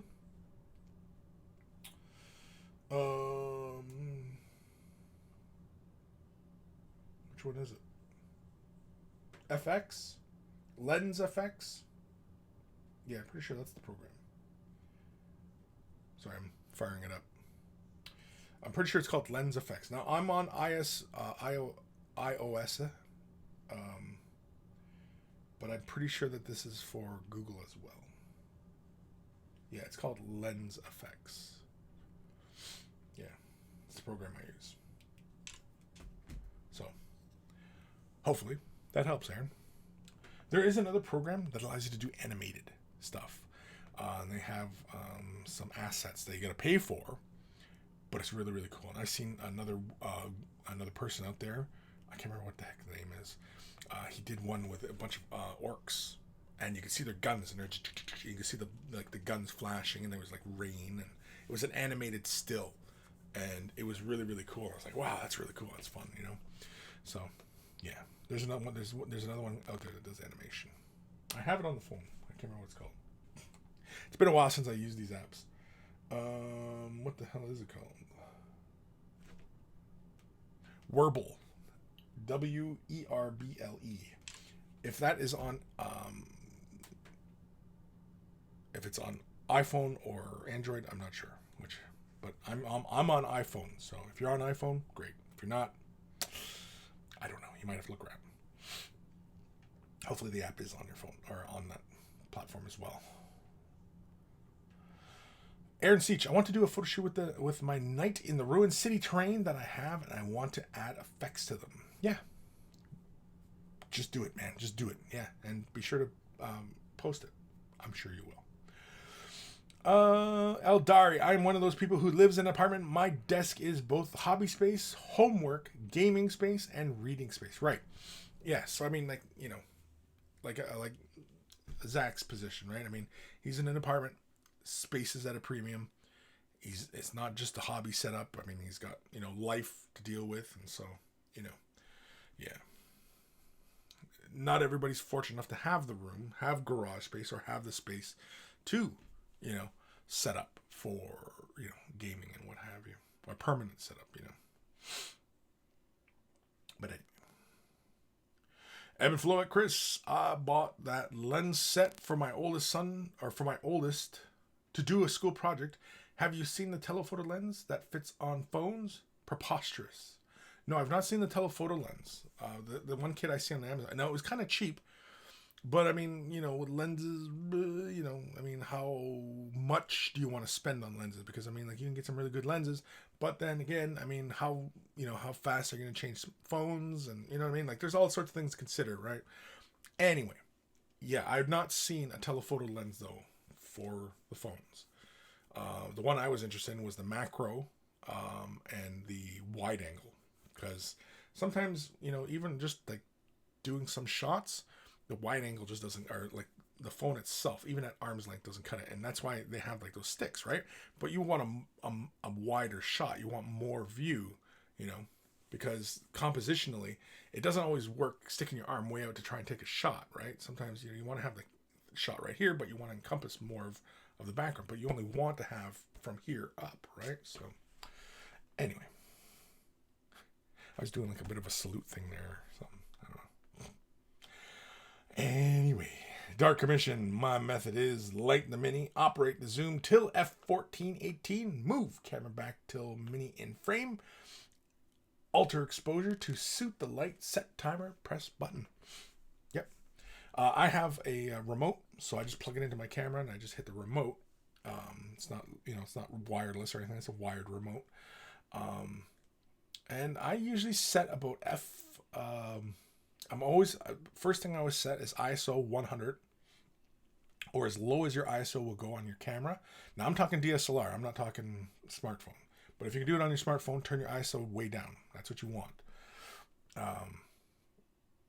Turn the ISO way down. F-stop is usually a higher number. I usually shoot anywhere from a 9 to a 12. Usually I'm set about an F11 on my DSLR. And then I just adjust shutter to whatever it is to give me just below half. I usually shoot I usually don't shoot like right in the middle of the light meter. I usually shoot like point something of a stop below the meter, just a tad underexposed. I like to shoot. Just it looks a little bit more contrastier to me. It's just an aesthetics choice that I do. It's yeah. But that's how I usually shoot.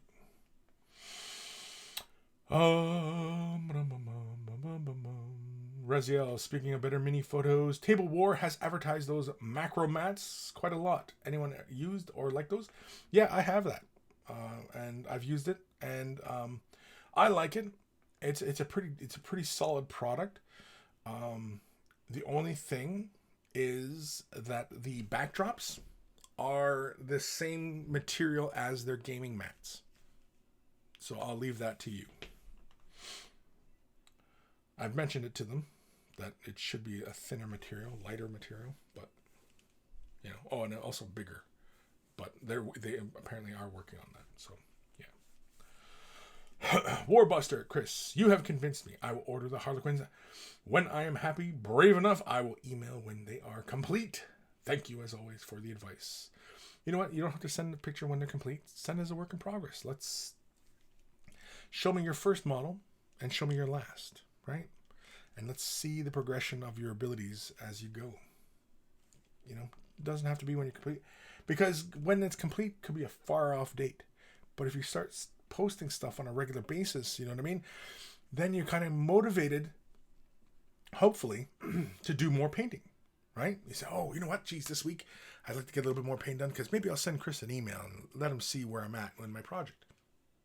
Right? So it's a bit of a motivator to, keep working on your projects. Possibly. Or maybe a bit shy and you don't feel like it. That's fine as well, So, yeah. Sorry, folks. I'm just going to quickly message. Sorry, I'm just doing something here.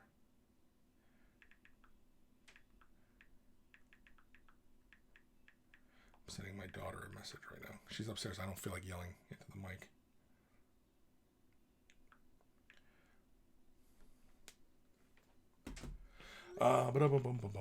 Where am I? Nathaniel, call me old school, but my old M42 threaded SLR still is my go-to workhorse for certain shots, especially when I take infrared or night shots. DSLRs, for some reason, don't do it for me. Interesting. So you're still shooting on film? Am I interpreting that correctly? You're still working on film? An M42? Is it not a digital camera? I don't know. Oh, you're fast, honey. Thank you. Just pour like a little centimeter of cream and then. Oh, I'm gonna OD it. No, don't OD it, please. Don't. Oh no. Oh no. Oh no. Oh no. Aaron Seach. I have a Note 9. Note 9. Note 9? A Note 9. John J. Kris, I just sent you an email pickup of my mobile paint setup. If you like to bring it up to sour on some ideas. If you like to bring it up to sour on some ideas. Oh, spur on some ideas. I was like, sour? What? Sour some ideas? Did you send another email? I got another email. You did send me an email. Okay. So, what time we got here? Holy carmolies, we got 24 minutes left of the show. So we had best get our arses in gear.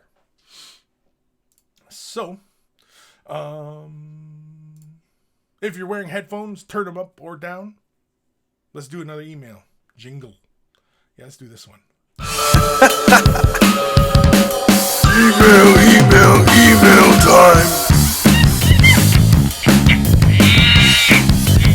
Email time. Thank you. No, it's good. Okay. Yeah, it's good. It's good. It's good. It's good. It's all good. It's all good. Thank you. This one is from TH. I'm just gonna say TH because I'm. Oh man, I don't want to say the first name. I'm not even going to try that last name. Troll? Like, is it pronounced like troll? Is that how that's pronounced? Troll? Or is it like troll? Troll? Anyway. Hey Kris, here are some photos of models. I was out of the hobby for 20 years, but recently returned with a plan to paint 10 Blood Bowl teams. Here are the first 2. I'm trying to get boots onto the pitch fast, but still have my friends go, oh, nice paint job. But still have my friends go, oh, nice paint job, gotcha. It's going pretty slow, so any ideas how I could work faster or just better are much welcomed. Best, TH. I'm just going to say TH. That's all I'm going to say is it's TH. TH, TH. Now, these look fantastic. I like these. These are really cool. These are the new elf models for Blood Bowl. Is that Tree Man a new one, or is he a proxy from somewhere, or is he an old model? Anyway, because I don't recall seeing that Tree Man. But anyway, really great highlights. I like the kind of the sketchiness of the highlights you do on the cloth and the armor. I've seen a lot of people doing that. I've seen a lot of painters doing that these days. Going for that more kind of textured look. It gives you kind of like this comic booky kind of artificial look, which is interesting. I mean, we don't always have to paint things realistic all the time, right? And, that's really, really cool. I like the color scheme. Everything looks nice and neat. Now you want to work on 10 models, and you're only down 2 teams, or 10 teams, but you only have 2 of them done so far. It's just an exercise in assembly line, plowing through,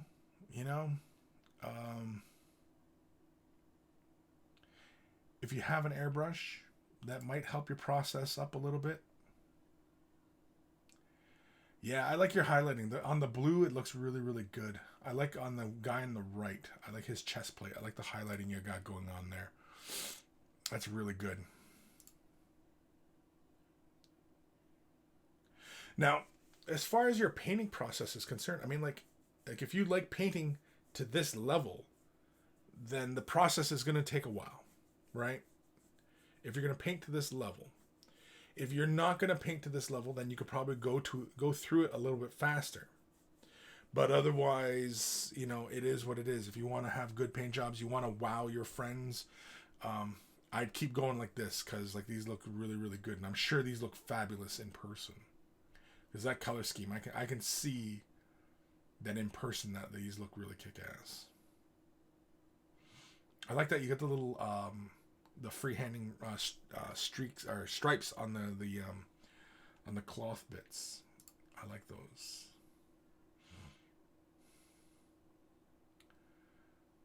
I like the different colored balls. This kind of like the Nerf balls or something. I like the hair of Buddy on the far left. I like his hair. He looks cool. They all look cool, but he looks really cool.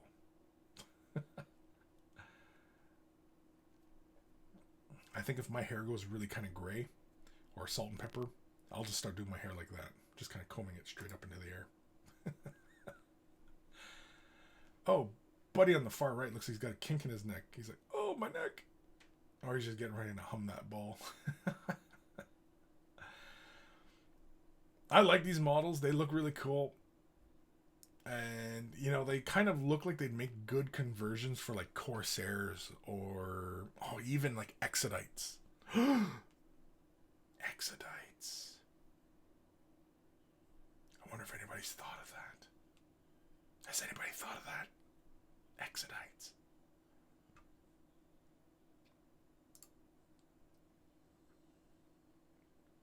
I like your highlighting. And color looks like it's where it should be. On the skin, on the one picture, it looked like the paint was a little bit heavy. I can kind of see like some kind of buildups here and there, but I mean, it's not a huge thing. You know, you're kind of trying to power through it. Oh, it's really good though. The color scheme kind of almost reminds me of Miami Dolphins. Kinda, sorta. And of course, the cheese heads look like Skaven. Of course, the cheese heads are Skaven. I get it. I get it. Rats, cheese, Packers. I get it. Yeah, these guys look really fun. I think too, also, very important. Now, I don't see any examples of it here. I was kind of seeing it on a couple of the elves though in the previous shots. Just being sure to get rid of mold lines and things like that. Just because, you know, especially if you're going to spend this kind of time doing these kind of transitions and stuff, that, you know, you don't want the viewer taken out by mold lines or anything like that, right? So, but as far as speeding up a process though, airbrush, laying your primer down, base coat. Yeah, because see, you're creating these blends like, oh, that's a really nice blend on this cloak on the upper right and the upper left. Those look really good. I mean, man, it's tough to say. I think just as you work through your teams, you'll just get faster. I don't like, other than airbrushing, I don't think you can really kind of speed this up too much. Because I mean, like if you were to airbrush this and you were to create this transition on the cloaks with the airbrush, you still would have to mask off parts of these guys. Now, doing silly putty and stuff like that would be the fastest way to kind of mask these organic shapes off, especially for the large areas, you know, the flesh. I mean, like, because like personally, I would probably prime these guys either light gray or white. Paint base coat in greens, build that transition on the cloak, mask off, unmask the fur areas, then paint those in fur, give them a shade wash, quick little dry brush of highlight, and pretty much be done with it, right? If I was doing these fairly quickly. Yeah. I like you got little team numbers on them and everything like that. Are those transfers or is that freehand? It looks like freehanding, but it could be transfers.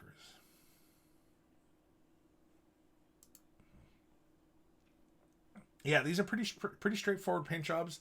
I think the only thing I can recommend it really is an airbrush. That would just help, you know, your priming and your base coating and maybe like initial highlighting or, you know, creating one for any kind of larger, broad kind of effects or gradients that you want to create on the model. But otherwise, no. Oh, this guy's cool. This guy's kind of big and scary.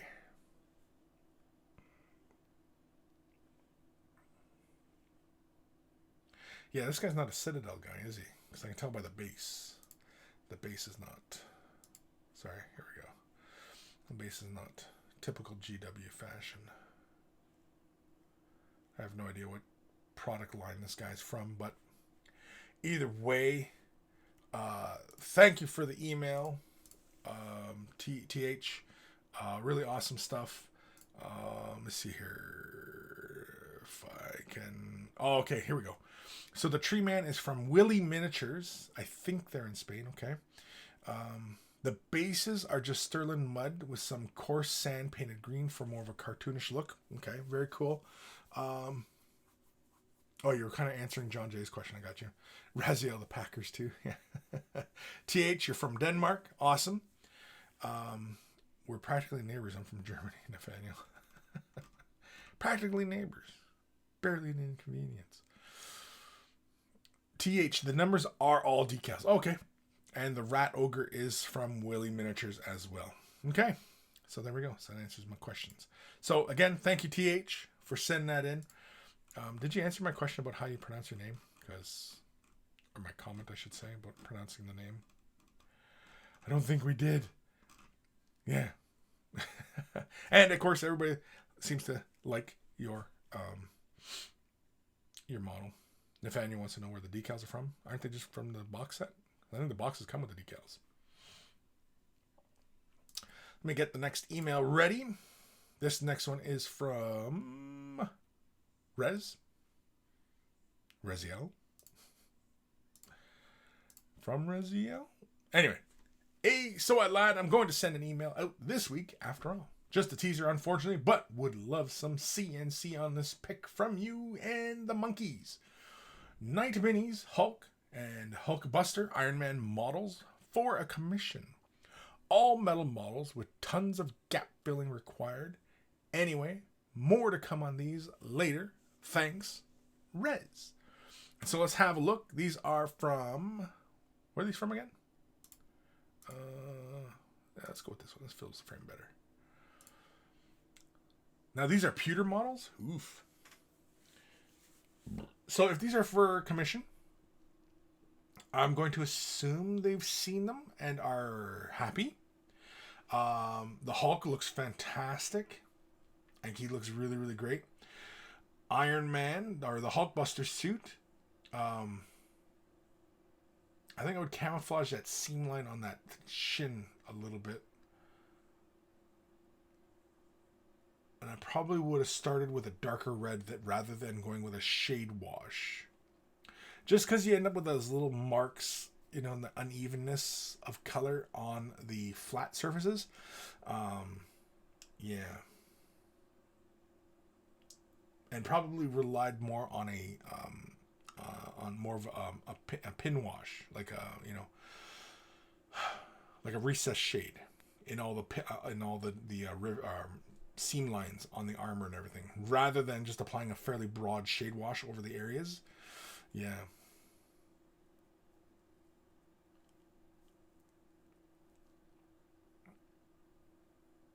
Now, are these finished or are they work in progress? Because the Hulk looks pretty much done to me. I mean, maybe a little bit of highlights on the flesh, but otherwise he looks done. I don't know. I mean, I'm looking at it through the thing here, and I mean, the way the light plays on the surface, and there's so much texture on the Hulk, and you've got the mouth and eyes painted in, so that's why it makes me think that he's done. And the Hulkbuster is done. I don't know. You see, like with the Hulkbuster, he doesn't feel quite as finished. Now, if this is as far as what your person who you're doing a commission for, if this is as far as they wanted it to go and they're happy with this, then obviously, you know, do what they want, right?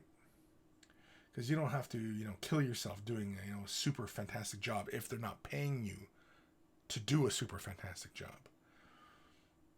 But otherwise, yeah. I mean, like the Hulkbuster suit looks really good. I'd camouflage that seam line a little bit on that one leg. I would have more of the base color just kind of sitting there. I wouldn't let the shade wash reside in that crack. Just, you know, that's just one way of camouflaging. Other than going back and like filling it and cleaning it smooth kind of thing, right? But otherwise, yeah. Now, are we gonna be painting him up in that traditional fashion, like miniatures, where we'll have some edge highlights and, you know, things of that nature? But yeah, the Hulk. I'm more of a Hulk fan than I am an Iron Man fan. So, you know, there could be that biased as well. But the Hulk looks fantastic. I love everything going on with the Hulk. Like, the Hulk looks great. The Iron Man, I think what most first and foremost, like, I can forgive even some of the seam line stuff. It doesn't bother me. But what it is like, for example, here, let me go back to the picture here. For example, I can see like where the shade wash, see like on his abdomen. See, I can see the shade wash where it's gathering on those spaces, and that immediately kind of takes me out. You can even see like on the foot and the toe, right? And you can see that seam line, right? You can see where like the shade wash creeps into it. Whereas if you had just left it as pure base color, that would hide that little, error a bit, right? Also, too, the shade wash. See how like you have that texturing of because if these are metal models, even if they're resin as well, they can have that slight texturing on that actual surface, and the shade washes pick up on that and they sit in that, right? And you can kind of see it on the shoulder pad. You can kind of see the shade wash, especially on that shoulder pad. It looks, fairly uneven, like it's just kind of thrown onto the surface in a typical fashion, which everybody does. It's not like Rez, you're doing a bad paint job or something like that. It's just, you've probably heard me once or twice, tell people not to rely on the shade washes to create all your color depth, right? Sometimes you want to start with a deeper red. The Hulkbuster, I would definitely recommend starting with a deeper red and build up, and don't even rely on the shade washes. Maybe just do a slight recess shade in there. I'm guessing you have an airbrush, just because I can kind of see some overspray on the models. Like personally, what I would have probably done for something like that, for the Iron Man, is I would have primed him white or light gray, most likely white, because he's going to be predominantly red. I would have done the red, laid the red, so give him a base coat of red all over the model, nice and even, not heavy. Picked out all the metal and gold bits. I would have given him a gloss varnish, not heavy, just a quick little layering of gloss varnish. And then I would have done a Nuln Oil, probably thinned down over him, or even Carbon Crimson, but most likely Nuln Oil, just over everything so that the black just falls into the recesses. Wipe away any excess, and then continued painting on him. Maybe sealed him again, and then, yeah. But otherwise, I mean, like, there's nothing wrong with him. But again, I don't know what kind of level you're bringing him to. So, I mean, like, I see the Hulk. The Hulk looks great. The Hulk looks great. I mean, there could be more highlights and stuff like that to define and really kind of bring out his texture. But again, I'm not sure what exactly level your customer wants, right? So, yeah, 100% pewter. Okay, yeah. You're very work in progress, yeah, and Hulk is close. Okay, yeah, awesome. So, yeah, definitely, dude, definitely. Yeah, no, I get it, Dark Commission, always good to see non-GW minis. Yes, and yeah, thank you for sending in. Yeah, well, I mean, I'm not even all GW models. I mean, for the most part, I do have a lot of GW stuff, but I mean, GW has been a big part of my life for so long, and, but I'm not, GW only. I mean, Creature Caster. I love just about every model that Creature Caster produced. Just about every model. There's a few that I'm not huge on, but for the most part, like all the demons are awesome. I still want to pick up like their Emperor Dragon. Their Emperor Dragon's really cool. Anyway, she's thinking about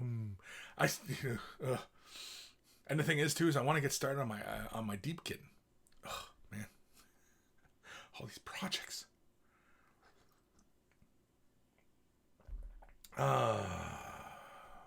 Aaron Seach, when I shade wash, I always go back over the model with a slightly damp with water brush to pick up the excess wash so it stays in the recesses where it needs to be. Yeah, definitely. It all depends. I mean, because you can avoid that step if you thin and use a bit of Liquitex Flow Aid. If you thin the shade wash and then apply it, because then it doesn't tint the overall surface too much and it deliberately creeps into all the nooks and crannies, right? So, it's one way to have to avoid that step. You just, but then sometimes you end up kind of laying it kind of heavy, and so yeah, you do have to soak it up in some places. But yeah, it's all part of the game, right? Jabba's left nut at Kris. I have some wings to paint on plague drones. I can't make up my mind whether I should use flip color, clear colors, or metallic colors rather than a normal white with washes. Any ideas? What's flip color? Is that like the color shifting paints? Is that what you're talking about? Flip color? I might need a bit of clarity on that. What's flip color? Clear, I mean, man. If you're talking color shift paints on the wings of plague drones to go for that very fly kind of look, not like fly, like, I'm fly. I mean, like a wee, fly, right? So, I think color shifting would be very cool. Metallics would be cool. You could go for more of a controlled look, especially if you laid down metallics, like a nice bright silver, and then laid in colors with clear colors and laid kind of your deliberately kind of rainbowing of, color. That's another option. I think another fun one is you can lay down color and then lay, and I've shown this in a video in mini wargaming, kind of doing, color shift. Okay, it is color shift. I'd go color shift, then maybe metallics. And then I would go with that, what I was just about to mention here, opaque colors, but then lay a layer of iridescent medium on top of it. And it gives you all this rainbowy sparkliness, but it allows you to have colors underneath. I had shown it in a video a while back, like a few years ago, I think, of doing kind of like, the iridescent beetles, right? You know how some of the beetles, they have that coloring on them. I'd shown that kind of effect. I had done it on the canopy of a jet bike. I can't remember what that video is called. But anyway, yeah. So, anywho, yeah. GeoFits 07 Kris. 07 Kris, what does that mean? What is it? Or is it something that shows up in the thing? No, it's 07 Kris. Whatever that means, I don't know. Nathaniel, Kris, you missed my comment on old school photography. I still use film and I develop the pictures myself. Awesome. That's cool. I was, my mother, I'm not saying you're really old, but my mother used to, take photography, and she used to take a lot of pictures way back in the day when I was small. She used to love just taking pictures and stuff like that. And she's now at the age where she's kind of just like, what do I do with my free time? And so she works a lot, and you worry about your mother, and so I tell her, like, why don't you get yourself a camera? And because she has a spare bedroom in her house, and I said, why don't you just turn it into a dark room, and you know what I mean, and reignite your artistic spark, because I mean, like, I attribute a lot of my inspiration to becoming an artist from my mother, and it'd be kind of nice to see her re-engage it as well. Anyway, so yeah, doing old school photography, because I don't even know where you get all the chemicals. I imagine somebody's still selling that stuff, but yeah, that'd be cool. Because I mean, going digital is pretty cool, but there's nothing like developing the pictures yourself, because then you already are making the print yourself, and you can make any size print. You know what I mean? Like, you get the nice big sheets. You get the enlarger, and you can do whatever size of print you want, rather than going to a Kinko's and using their enlarging, because you're not going to have a large format printer, right? You're not likely anyway, unless you're a successful photographer, in which case, can I send you some pictures? No. Raziel Hulkbuster, I want to be pretty grungy in the end. Sometimes I rely too much on the heavy wash. Yeah, I would start thinking of not doing that as much. Start thinking, okay, if I want this color and I want it to be darker, and I want certain transitions, and I want it to be contrasty, maybe I should stop using the shade wash and starting from a deeper color, and building up, or turning that color into a shade wash rather than using the shade washes, right? Because like I said, once you have Liquitex Flow Aid or a product similar to it, the sky's the limit as far as what you can change into a shade wash and tint, and do whatever you want. That one product opens up so many possibilities. You're only limited by your imagination at that point. Dr. Zantos, gotta go for now. See you later, monkeys. Lord Kris. See you later, Dr. Zantos. Take her easy. GeoFits 07 is a salute. Oh! Gotcha. 07. Gotcha. Because this is the 07. It doesn't look quite right like this, though, but I got you. 07. I get it. I'm not up on all this internet lingo. I'm really uncool, as it were. I'm just not cool. I don't want to shock any of you. I don't want to shock anybody. But I'm not cool. Twitchy Kratos. Same here. Gotta head out. Enjoy the rest of your evening, guys. Later, Twitchy. Dark Commission. Film versus digital is like vinyl versus CD. Yeah, I know. But I think like one way I had it explained to me with vinyl versus CD. This is my cousin. He was telling me this, that because the way they have to record vinyl, at least most of the time when they're recording, if they want to do it right, that it's often in single takes, and you can hear the errors, and that is actually more enjoyable to, I guess, a musician, because my cousin is a musician, same with my brother, but I don't think my brother is quite into vinyl. But he's still a young fella yet, though, my brother. But anyway, you hear the errors, and you apparently have a much deeper sound.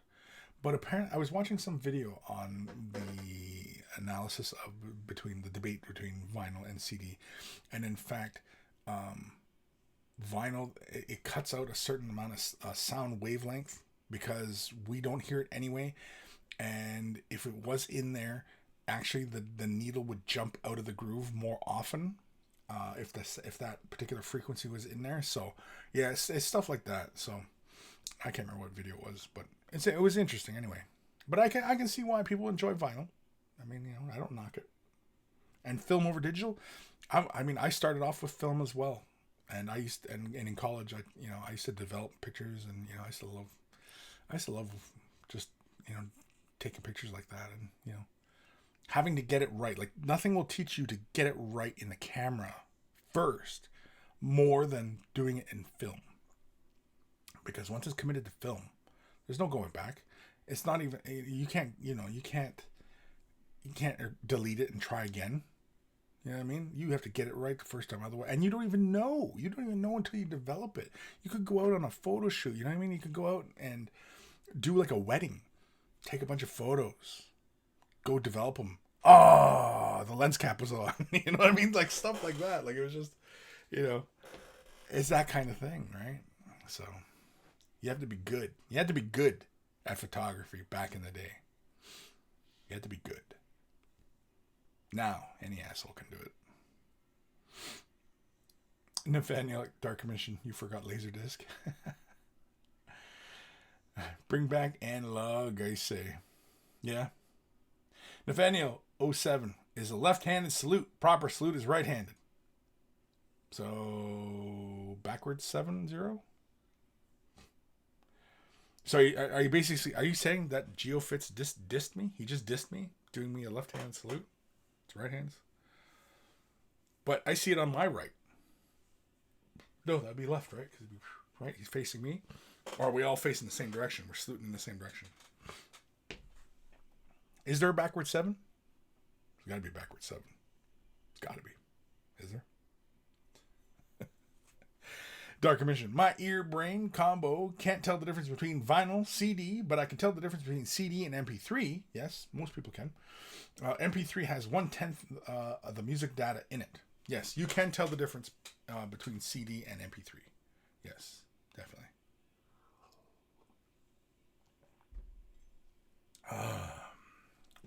All right. Do we have... Where was I?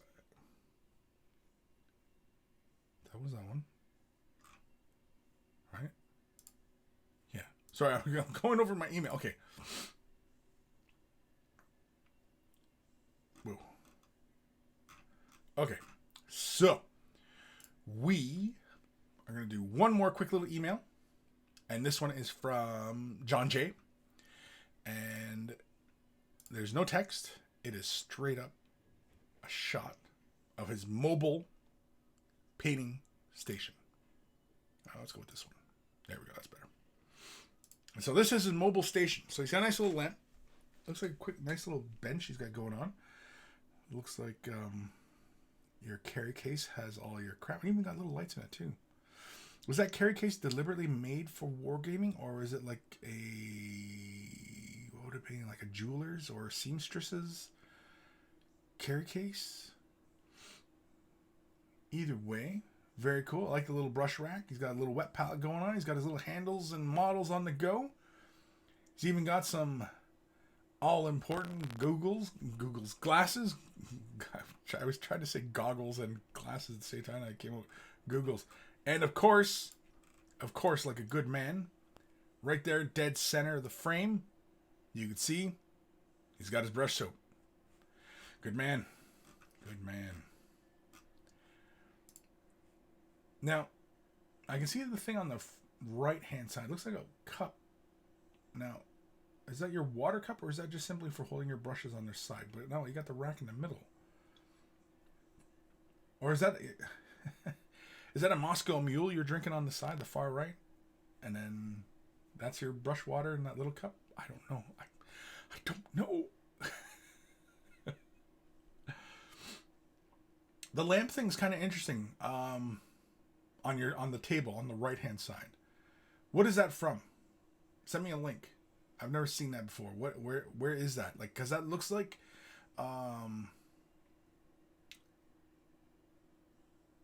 something like you can collapse it down, put it away, bring it back out. Send me a link if that is the case with that lamp. Like, is it like fairly inexpensive? Is it for like obviously for tear down and putting back up kind of thing? I'm really curious about that lamp. Mainly because that looks like it might be a really good option, because if I have to start teaching classes and I'm not going to be able to leave a classroom set up, I'll have to put it up and tear it down every time, right? So that's what I'm kind of on the lookout right now. So John J, if you're still hanging about, let me know. Let me know. Send me the link of the lamp. I completely gapped on what I was talking about. Yeah. Is John J still there? Oh, okay. Yeah, the case is from Frontier Wargaming. Okay, we have to send me a link on that one too. You know what, John? Just send me all your links. Give me all your send me all your bookmarks. Dark Commission. Have kit will travel. Why not, right? I mean, there's some tattoo artists, right, who, like do house calls. Wargamer painter who comes and does house calls. Is that a thing? Is there a market for that? I don't know if that's a market for that. Because I don't know if I want some smelly dude in my house painting my miniatures. I'd be like, you know what? Here, just take the boxes and, why don't you go do them in your house?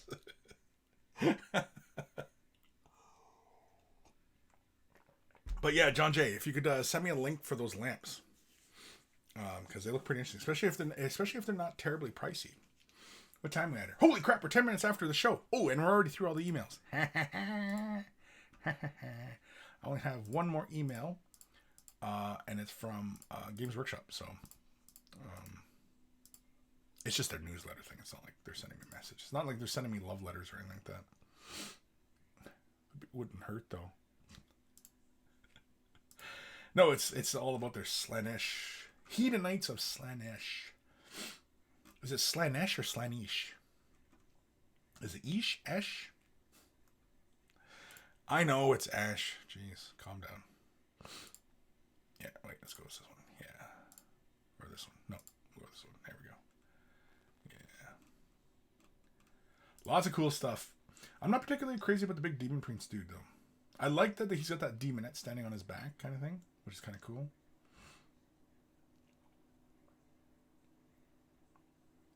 And that big Slaanesh icon, is that a piece of terrain or something? Oh, look at the big head on the ground. What is that? Limited edition. Hedonettes. Hedonettes.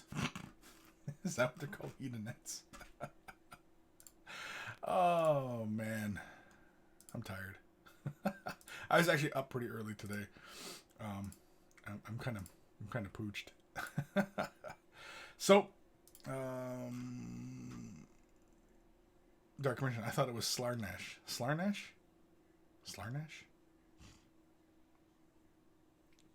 Nathaniel, episode 248. Games Workshop does not send me love letters. Oh, jeez. Ghost to Starman Deluxe. Why do you care how to pronounce it? You're gonna butcher it any either way. True. True. Ghost Star and Deluxe. Send the lamp link. Jeez, Kris, are you a moth? Am I a moth? I might be a moth. You don't know. You don't know. You only see this much, right? The rest could be completely moth bits down below. You don't know. It could be moth bits as far as you know. I could have 6 more legs down there and that big thorax. Is that what it is? Thorax? And I could have the big wings going on. Big long curly tongue for eating cloth. I don't know. Reziel, thanks everyone. Great show. Yes, thank you, Reziel, for sending an email in. And thanks for everybody sending emails. If you need some help with your painting, you need some help with a color scheme, or you just want to show off what you're painting, send it to Kris@miniwargaming.com. It's in the description below, as well as a link to G Squared Mothman. As well as a link to wayofthebrush.com as the central hub of all the cylinders, has links to all the social medias and Discord, as well as links for t-shirts. Want to help support the cause? Look like a connoisseur of all that is good and holy in this world? They're wearing a Way of the Brush t-shirt. And of course, everybody who's purchased a shirt, send a picture of yourself into me in your shirt. Please, in your shirt, and don't do anything weird. And I will add your picture to the Monkey Shrine, which is also at wayofthebrush.com. Wayofthebrush.com also has a link for patron support if you want to help support the cause monetarily. And, thank you, of course, everybody who has. I forgot where I was going with that. Thank you, everybody who currently does support me on Patreon. Without your help, a lot of these things just wouldn't happen. And everybody considering Patreon support, I only ever charge per Way of the Brush, which is only every Saturday, so it's only once a week. So I think you guys know what you might be contributing. And now messages are starting to come in. And so, big thank you to everybody there. And of course, if you're not able to support monetarily, you're not able to, purchase a shirt, or you're not able to support by Patreon, there's other ways you can support Way of the Brush as well, by liking, commenting, subscribing, ringing the bell, following, what else? Oh, and sharing the video. So whenever you're perusing the internets and you see somebody says, hey, I need some help with this, share a video. Say, hey, this is the guy, we were just talking about this weekend, and here's what he was talking about. He's kind of crazy, and he rambles on, but usually there is some good information coming out of him every once in a while. So there's also that, right? And that costs nothing to support Way of the Brush in that fashion as well, right? That doesn't cost anything. It just costs you a click. One click. That's all it takes is a click.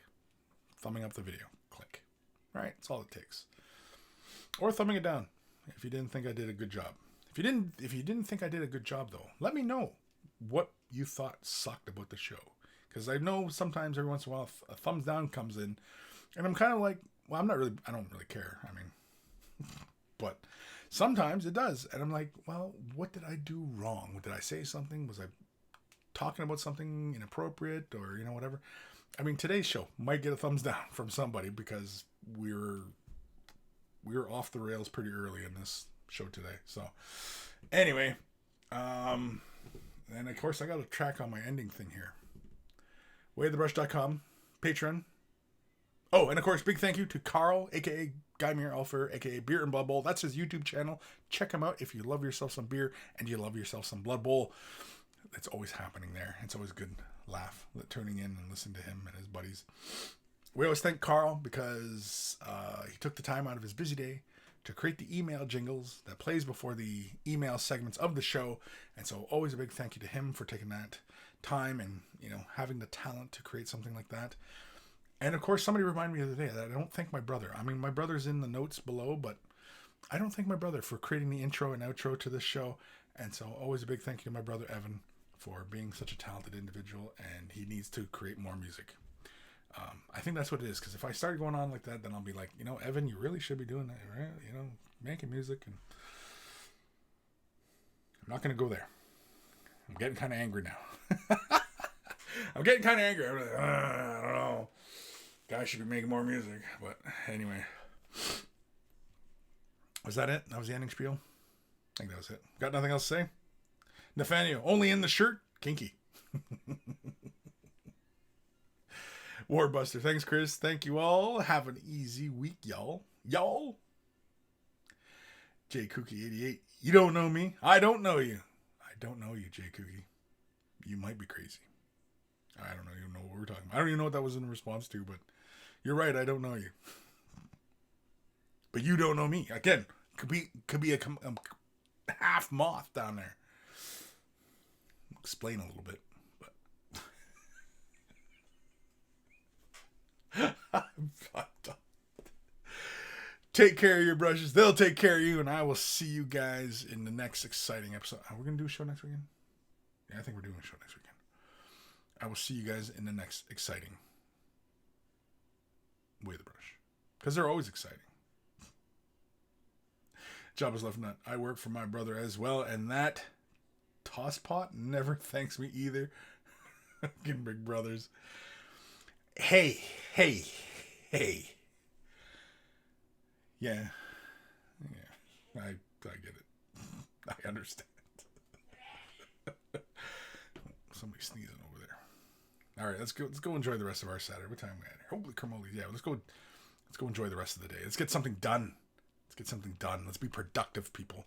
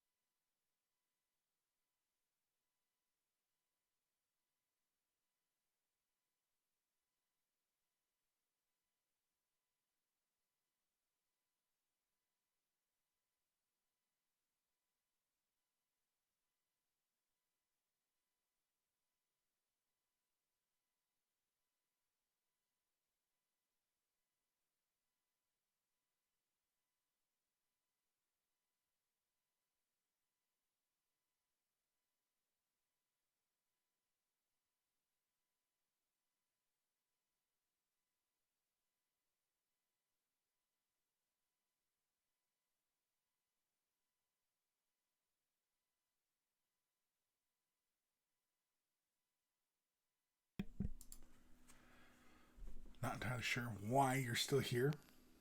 Nathaniel, you'll be able to see his after credits. Yeah, Yuri Rova. Shoot, I just got it. Haha. FML. Oh, FML. Yeah. It's like, oh yeah. Don't forget, Kris not cool, right? So, I'm not up on those thing, internet lingo. Ghost Air Man, like shotgun beers. I should end the show when I do this kind of after the credits kind of thing. I should just camera one back. The only thing is though is it's messy, and I don't want to do that in my area, right? Maybe I should just do a clip of me, doing various Stupid things with alcohol. I can film a lot of those. Oh, I think we really derailed at the beginning of the show.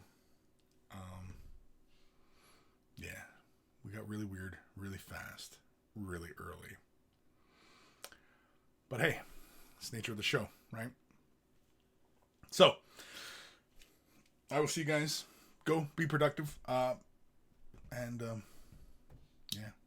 I'll see you guys next week, I think. What kind of printer? Leave it down below. What kind of printer?